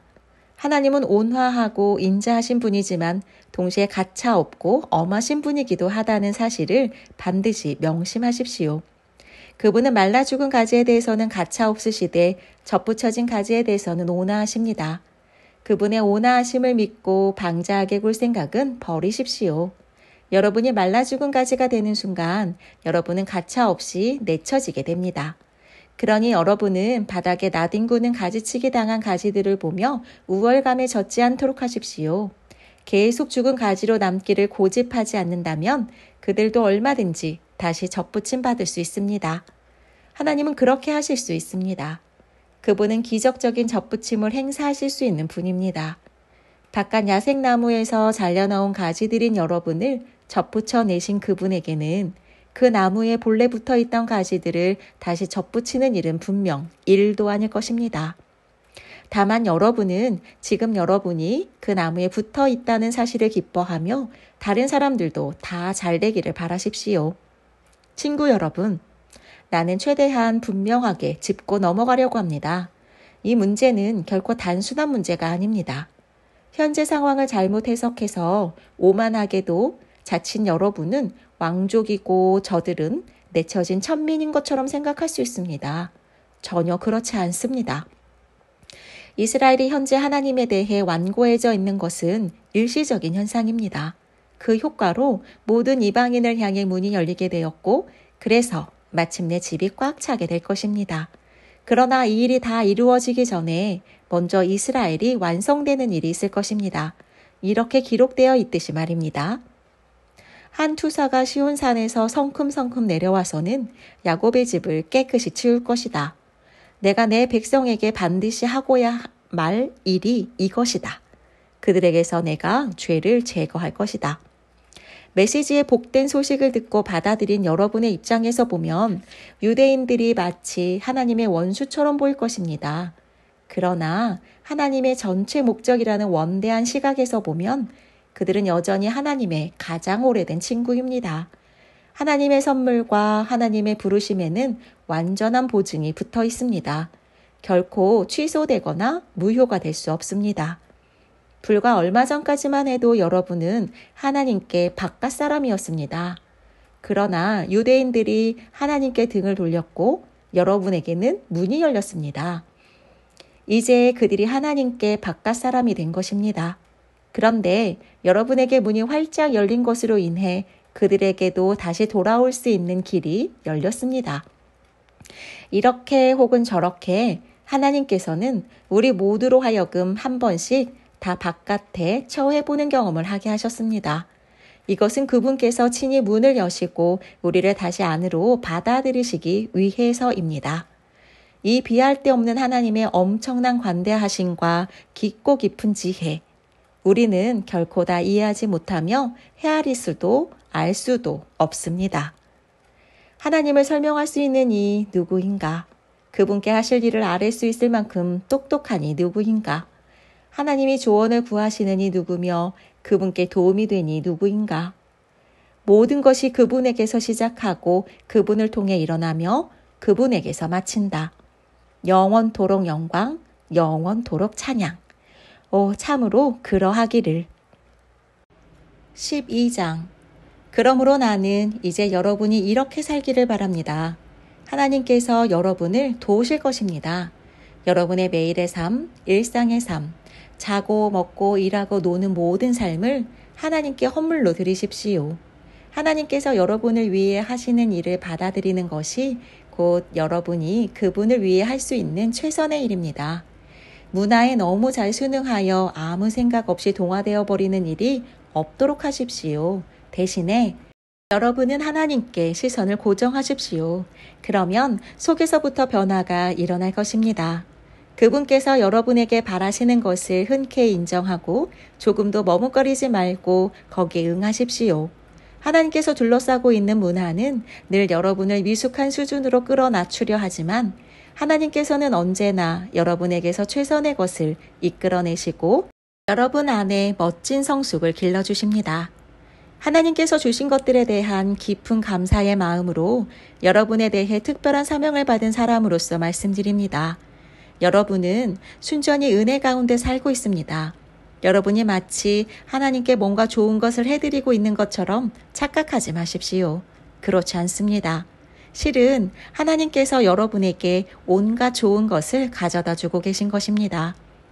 우리가 우리 자신을 바르게 알게 되는 것은 오직 하나님과 또한 그분이 우리를 위해 하고 계신 일에 주목할 때이지 우리 자신과 또한 우리가 그분을 위해 하는 일에 주목할 때가 아닙니다. 우리 각자는 사람 몸의 다양한 부분과 같습니다. 각 부분은 전체 몸에게서 의미를 얻습니다.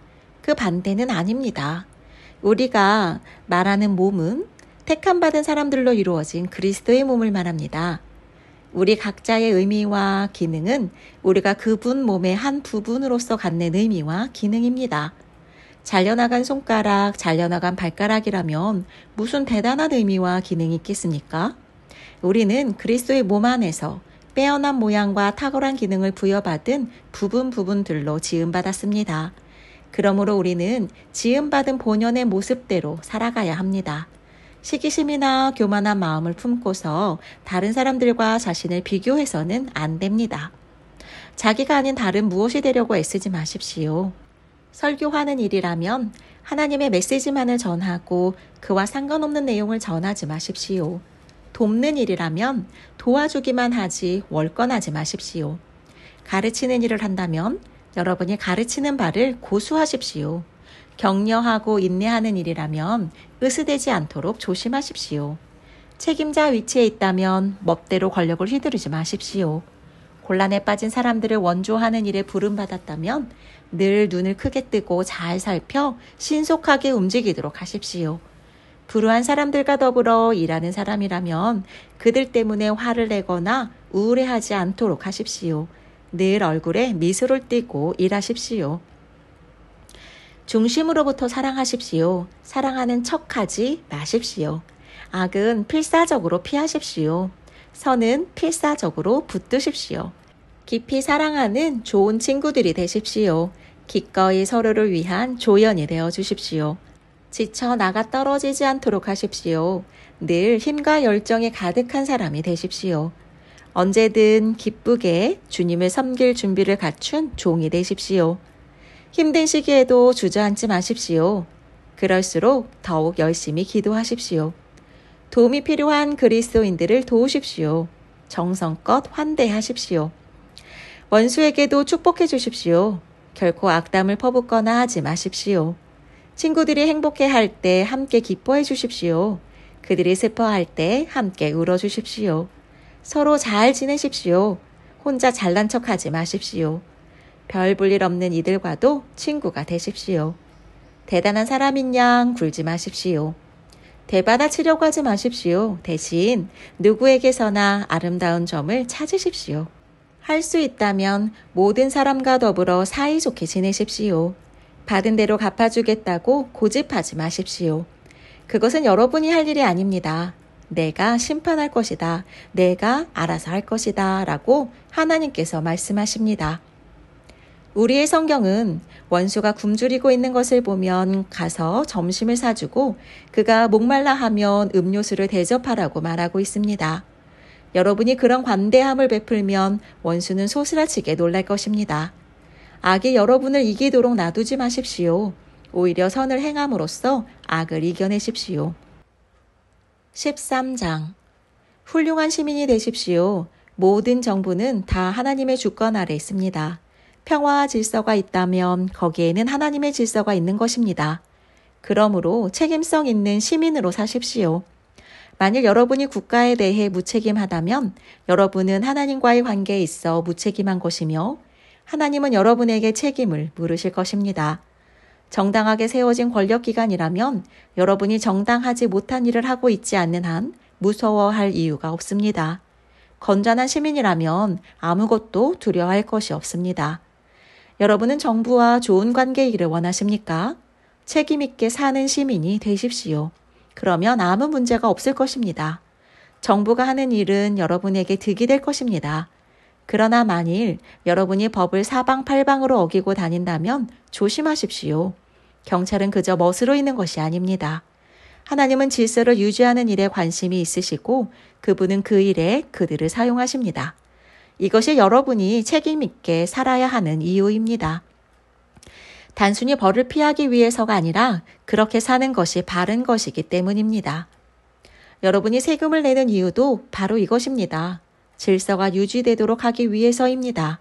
시민으로서 여러분의 의무는 다 하십시오. 세금을 내고 청구서를 지불하고 지도자들을 존중하십시오. 여러분은 서로에 대해 지고 있는 커다란 사랑의 빚 말고는 더는 빚을 지지 마십시오. 여러분이 사람을 사랑하면 여러분은 율법의 최종 목적을 완성하는 것입니다.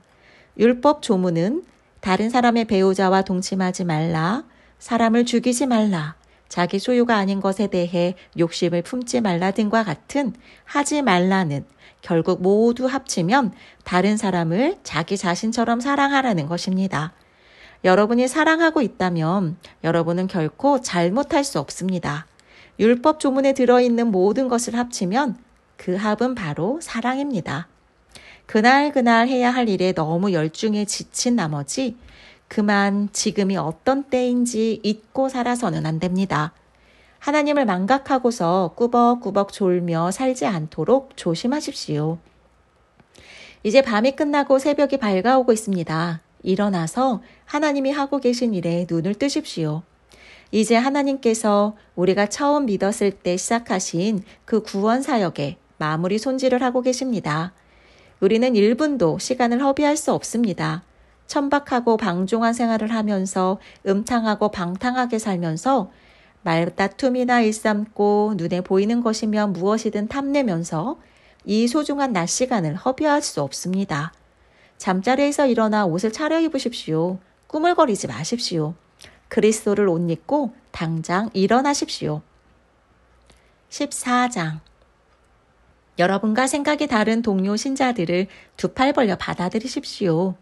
여러분이 동의할 수 없는 말과 행동을 한다고 해서 그때마다 그들을 질책하지 마십시오. 주장은 강하나 여러분 보기에 믿음이 약한 사람들의 경우도 마찬가지입니다. 그들의 살아온 길이 여러분과 다르다는 사실을 기억하십시오. 그들을 부드럽게 대해 주십시오. 어떤 사람은 뭔가 아는 바가 있어서 신자는 식탁에 차려진 것이면 무엇이든 먹을 수 있다는 확신을 갖고 있습니다. 반면에 또 어떤 사람은 다른 배경을 가졌던 관계로 신자는 채식만 해야 하는 것은 아닌가 하고 생각할 수도 있습니다. 그러나 두 사람 모두 그리스도의 식탁에 초대받은 손님입니다. 만일 그들이 상대가 무엇을 먹는지 혹은 무엇을 먹지 않는지를 두고 서로 비난에 열을 올린다면 이는 참으로 무례하기 그지없는 일이지 않겠습니까? 하나님께서 그 두 사람 모두를 식탁에 초대하셨기 때문입니다. 손님인 여러분에게 손님 명단에서 누구를 지워버리거나 하나님의 환대에 간섭할 권한이 있겠습니까? 바로잡아야 할 것과 익혀야 할 예절 등이 있다면 하나님이 알아서 하실 것입니다. 여러분의 도움 없이도 말입니다. 또 어떤 사람은 특정한 날을 거룩한 날로 구별해야 한다고 생각하고 어떤 사람은 모든 날이 다 똑같다고 생각할 수 있습니다. 양쪽 모두 나름의 이유가 있습니다. 각자 자유롭게 자기 양심의 신념을 따르면 됩니다. 중요한 것은 이것입니다. 어떤 날을 거룩한 날로 지킨다면 하나님을 위해 그렇게 하십시오. 고기를 먹는다면 하나님의 영광을 위해 그렇게 하고 갈비를 주신 하나님께 감사드리십시오. 채식주의자라면 하나님의 영광을 위해 채식을 하고 브로콜리를 주신 하나님께 감사드리십시오. 이런 문제에 있어서 자기 마음대로 행동해도 괜찮은 사람은 아무도 없습니다. 우리는 서로에게가 아니라 하나님께 답변할 책임이 있습니다. 우리는 태어나서 죽을 때까지 우리가 행한 모든 것에 대해 그분이 물으시면 답변할 책임이 있습니다. 예수께서 사시고 죽으시고 다시 살아나신 이유가 바로 이것입니다. 삶과 죽음의 전 영역에 걸쳐 우리의 주인이 되셔서 서로가 서로에게 행하는 소소한 폭정으로부터 우리를 자유롭게 만드시기 위함입니다. 그러므로 형제를 비판하는 여러분은 지금 무엇을 하는 것입니까? 자매 앞에서 잘난 척하는 여러분은 지금 무엇을 하는 것입니까? 여러분은 스스로 어리석은 사람, 아니 그보다 못한 사람이 되고 있을 뿐입니다. 결국 우리 모두는 다 함께 하나님을 뵐 때에 심판 때에 나란히 무릎 꿇게 될 사람들입니다. 여러분이 비판적이고 잘난 척하는 태도를 취한다고 해서 그 심판 때에서 여러분의 자리가 한 치라도 더 높아지는 것은 아닙니다. 성경 말씀을 찾아 직접 읽어보십시오. 하나님이 말씀하신다. 내가 살아 숨쉬고 있기에 결국 모두가 내 앞에 무릎을 꿇게 될 것이며 모든 혀가 있는 그대로의 진실을 말하게 될 것이다. 내가 오직 나만이 하나님이라는 진실을.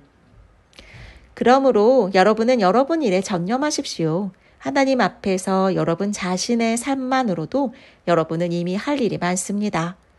남에게 이래라 저래라 하던 것을 그만두십시오. 오히려 여러분이 관심 가져야 할 일은 이것입니다. 쓸데없이 다른 사람의 길에 끼어들어서 어려운 삶을 더 어렵게 만들지는 않는지 살피는 것입니다. 내가 확신하기로 이는 예수께서 주신 확신입니다.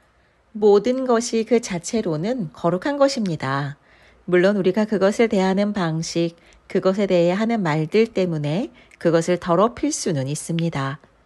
만일 여러분이 다른 사람이 먹는 것과 먹지 않는 것을 가지고 큰 화제거리로 만들어 그들을 혼란에 빠뜨린다면 여러분은 지금 그들과 사랑의 교제를 나누는 것이 아닙니다. 그렇지 않습니까? 기억하십시오. 그리스도께서 바로 그들을 위해 죽으셨습니다. 그런데 여러분은 고작 먹는 문제로 그들을 지옥에 보내겠다는 말입니까? 하나님이 축복하신 음식이 영혼을 독살하는 일에 이용되도록 놔두겠다는 말입니까? 하나님 나라는 무엇으로 배를 채우느냐 하는 문제가 결코 아닙니다. 하나님 나라는 하나님께서 여러분의 삶으로 무엇을 하시느냐 하는 문제입니다. 그분은 여러분의 삶을 바로 세우시고 온전케 하시며 기쁨으로 완성시키십니다. 여러분이 할 일은 일편단심으로 그리스도를 섬기는 것입니다. 다만 그 일을 하십시오. 그러면 여러분은 일석이조의 효과를 얻을 것입니다. 여러분은 여러분 위에 계신 하나님을 기쁘시게 해드리면서 여러분 주변 사람들에게도 여러분의 값어치를 증명해 보일 수 있게 됩니다. 그러므로 우리는 서로 사이좋게 지내는 일에 힘을 다하고 뜻을 모아야 합니다. 격려의 말로 서로 도와주십시오. 흠을 잡아 풀이 죽게 만들지 마십시오. 분명 여러분은 저녁 식탁에 무엇이 올라오고 무엇이 올라오지 않는지 하는 문제 때문에 여러분 가운데 일하고 계신 하나님의 일이 자초되는 것을 바라지 않을 것입니다. 그렇지 않습니까? 나는 전에도 말한 바 있고 앞으로도 계속 말할 것입니다. 모든 음식은 다 좋은 것입니다. 하지만 여러분이 그것을 나쁘게 이용한다면, 다른 사람들을 걸고 넘어뜨리고 때려 눕힐 목적으로 이용한다면 그것은 나쁜 것이 될 수 있습니다. 식사 자리에 앉을 때 여러분의 주된 관심은 여러분의 뱃속을 채우는 것이 아니라 예수의 생명을 나누는 것이어야 합니다. 그러므로 함께 식사하는 다른 사람들을 세심하게 배려하고 예의를 지키십시오. 마음껏 사랑을 나누는 일에 방해되는 것이면 먹는 것이나 말하는 것이나 그 무엇이든 하지 마십시오. 각자 자신과 하나님과의 관계를 가꾸어 나가되 여러분의 방식을 다른 사람들에게 강요하지는 마십시오. 만일 여러분의 행위와 신념이 일치한다면 여러분은 행복한 사람입니다. 그러나 그렇지 않다면, 여러분이 행하는 바와 여러분이 믿는 바가 일치하지 않다면, 어떤 날은 사람들에게 자신의 의견을 강요하다가 어떤 날은 그저 그들을 기쁘게 해주려고만 한다면, 그때는 여러분 스스로도 앞뒤가 맞지 않는다는 것을 잘 알 것입니다. 여러분이 사는 방식과 여러분이 믿는 바가 일치하지 않는 것은 잘못입니다. 15장. 우리 가운데 믿음이 강건한 사람들은 약해서 비틀거리는 사람들을 보면 다가가 손 내밀어 도와야 합니다. 그저 자기 편한 대로만 살아서는 안 됩니다. 힘은 섬기라고 있는 것이지 지위를 즐기라고 있는 것이 아닙니다. 우리는 늘 어떻게 하면 도움을 줄 수 있을까 물으며 주변 사람들의 유익을 도모할 필요가 있습니다. 예수께서 하신 일이 바로 이것입니다. 그분은 사람들의 어려움을 외면한 채 자기 편한 길을 가지 않으셨습니다. 그분은 그들의 어려움 속으로 직접 뛰어드셔서 그들을 건져주셨습니다. 성경은 이를 내가 어려움에 처한 사람들의 어려움을 짊어졌다는 말로 표현하고 있습니다. 비록 오래전에 쓰여진 말씀이지만 여러분은 그 말씀이 다름 아닌 우리를 위해 쓰여진 말씀임을 확신할 수 있습니다. 하나님은 성경이 보여주는 하나님의 성품, 한결같고 변치 않는 부르심과 따뜻하고 인격적인 권면이 또한 우리의 성품이 되기를 원하십니다. 우리가 늘 그분이 하시는 일에 깨어있는 사람이 되기를 바라십니다. 믿어오시고 한결같으시며 따뜻하고 인격적이신 하나님께서 여러분 안에 성숙을 길러주셔서 예수께서 우리 모두와 그러하시듯 여러분도 서로 사이좋게 지내기를 바랍니다. 그럴 때 우리는 합창대가 될 수 있습니다. 우리 소리뿐 아니라 우리 삶이 다 함께 어우러져서 우리 주 예수의 하나님이시자 아버지이신 분께 우렁찬 찬송을 부르게 될 것입니다. 그러므로 여러분은 하나님의 영광을 위해 서로를 두 팔 벌려 받아들이십시오. 예수께서 그렇게 하셨습니다. 이제 여러분이 그렇게 할 차례입니다. 하나님의 목적에 늘 충실하셨던 예수께서 먼저 유대인에게 특별히 다가가셔서 그들의 조상이 받은 옛 약속들을 실현시키셨습니다. 그 결과로 이방인들이 자비를 경험하고 하나님께 감사드릴 수 있게 되었습니다. 우리에게 실현될 성경의 그 모든 말씀을 한번 생각해 보십시오. 그때 나는 이방인들과 더불어 찬송 부르리라. 주님의 이름을 향해 노래하리라. 또한 이방인과 유대인 모두가 함께 즐거워하리라. 또한 모든 나라 사람들아 하나님을 찬양하여라. 모든 피부색, 모든 인종의 사람들아 마음껏 찬양을 올려라. 이사야도 말했습니다. 우리 조상 이새의 뿌리가 땅을 뚫고 나와 나무만큼 크게 자란다. 어디서나 누구나 보고 소망을 품을 수 있을 만큼 커다란 나무로 자란다. 아, 생생한 소망을 주신 하나님께서 여러분을 기쁨으로 가득 채우시기를, 평화 가득하게 하시기를, 그리하여 여러분의 믿음의 삶이 생명 주시는 성령의 힘으로 가득해져서 소망이 차고 넘치기를. 개인적으로 말하면 나는 여러분과 여러분이 하는 일에 대해 대단히 만족하고 있습니다. 내가 보는 바로는 여러분은 의욕도 넘치고 훈련도 잘 받았으며 서로에게 안내와 조언을 해주는 일에 있어서도 무척 유능합니다. 그러니 사랑하는 친구 여러분, 다소 거친 내 말을 비판으로 받아들이지는 말아주십시오. 이는 비판이 아닙니다. 나는 다만 하나님께서 내게 주신 이 특별한 과제를 수행하는데 여러분의 도움이 얼마나 절실한지 강조하는 것일 뿐입니다. 하나님의 성령으로 온전해지시고 거룩해진 이방인들로 하여금 하나님께서 받으실 만한 제물이 되도록 그들의 영적 필요를 채우는 것이 나의 제사장적 복음 사역입니다. 지금까지 된 일과 또 지금껏 지켜본 바를 돌이켜볼 때 고백컨대 내 마음은 무척 흡족합니다. 아니, 예수 안에서 실로 자긍심을 느낀다고 말할 수 있습니다. 물론 오직 예수 안에서 느끼는 자긍심이지만 말입니다. 나는 내가 겪은 사소한 모험담을 이야기하는 데는 관심이 없습니다. 다만 내 안에 계신 그리스도께서 그 놀랍도록 힘있고 삶을 변화시키는 말씀과 역사를 통해 어떻게 이방인들로부터 믿음의 응답을 불러일으키셨는지를 전하고 싶을 뿐입니다. 나는 예루살렘에서부터 시작해 멀리 그리스 북서 지방에 이르기까지 두루 다니며 예수에 대한 메시지를 전해왔습니다. 이는 전적으로 개척의 일이었습니다. 나는 아직 예수를 알거나 예배해 본 적 없는 곳으로만 그 메시지를 들고 갔습니다. 내가 따르려고 한 성경 본문은 이것이었습니다. 그분에 대해 들어보지 못한 사람들, 그들이 그분을 보게 될 것이다.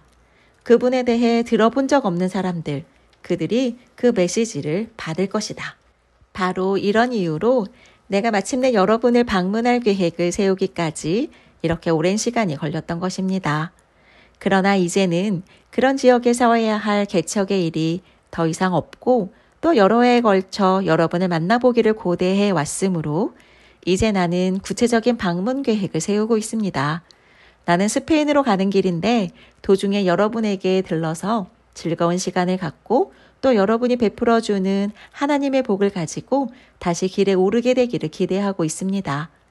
나는 그 전에 먼저 예루살렘으로 가서 거기서 예수를 따르는 사람들에게 구제 헌금을 전달할 것입니다.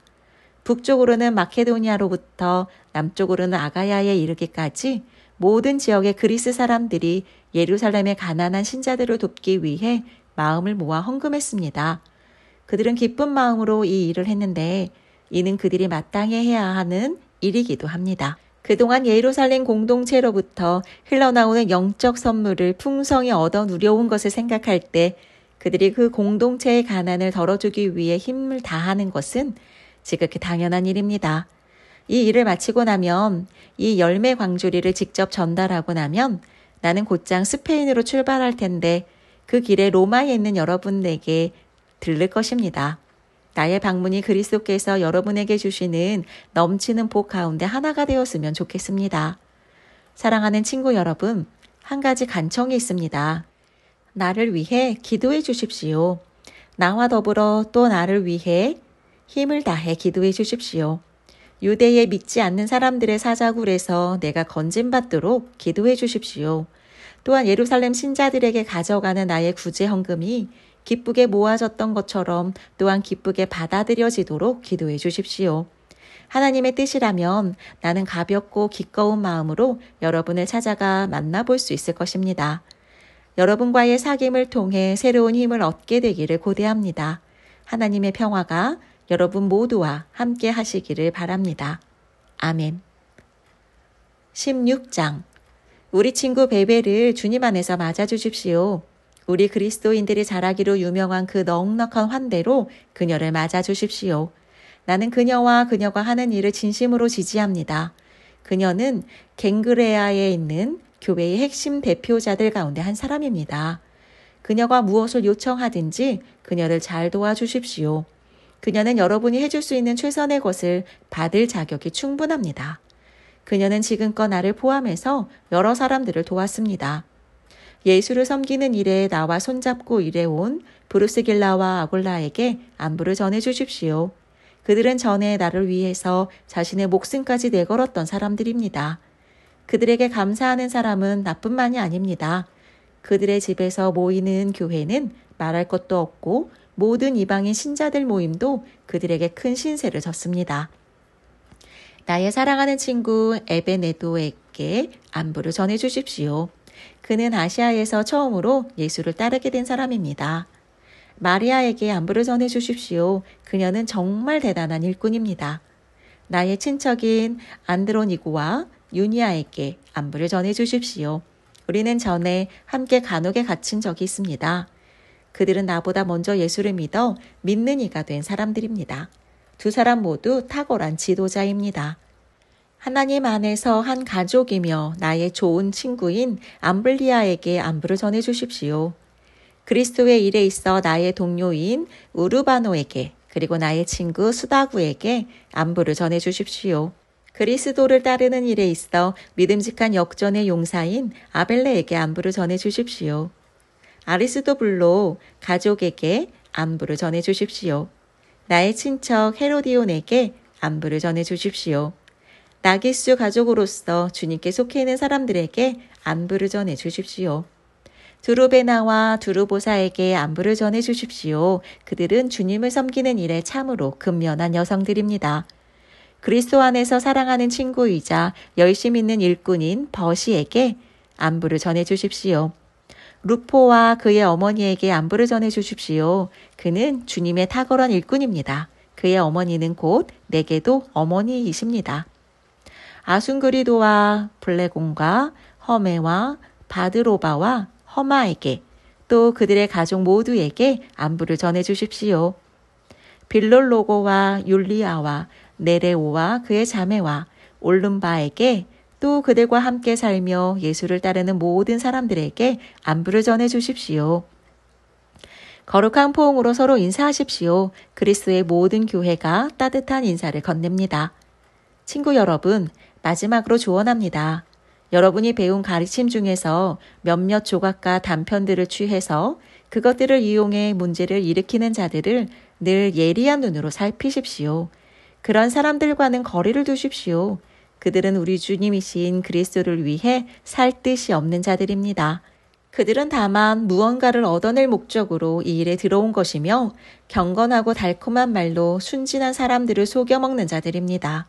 이런 문제에 여러분이 정직하다는 사실에 대해서는 의심의 여지가 없지만 내가 얼마나 여러분을 자랑스러워하는지요. 나는 또한 여러분이 똑똑해져서 좋은 것이라도 그것이 정말로 좋은 것인지 분별해낼 수 있기를 바랍니다. 달콤한 말을 들려주는 악에 대해서는 순진한 사람이 되지 마십시오. 늘 깨어 있으십시오. 그러면 어느새 평화의 하나님께서 두 발로 사탄을 땅바닥에 짓이겨 주실 것입니다. 늘 예수께서 주시는 최고의 것을 누리십시오. 우리 쪽에서 건네는 인사가 하나 더 남았습니다. 나의 동력자 디모데와 나의 친척 루기오와 야손과 소시바더가 여러분에게 안부를 전합니다. 지금 바울의 이 편지를 쓰고 있는 나 더디오도 여러분에게 인사드립니다. 이곳에서 나와 온 교회를 접대하고 있는 가이오도 여러분에게 안부를 전합니다. 도시 재무관인 에라스도와 우리의 좋은 친구 구하도도 안부를 전합니다. 예수 그리스도 안에서 전파된 것처럼 지금 여러분을 굳세게 세워주고 계신 하나님께 우리의 모든 찬양을 드립니다. 이는 오랫동안 비밀이었으나 이제 성경의 예언 말씀을 통해 마침내 밝히 드러난 비밀입니다. 이제 세상 모든 나라가 진리를 알고 순종과 믿음 속으로 인도되어 하나님의 명령을 따라 살 수 있게 되었습니다. 이 모든 것은 처음부터 끝까지 모두 하나님이 주도하신 일입니다. 비할 데 없이 지혜로우신 하나님께만 예수를 통해 우리의 모든 찬양을 올려드립니다. 아멘.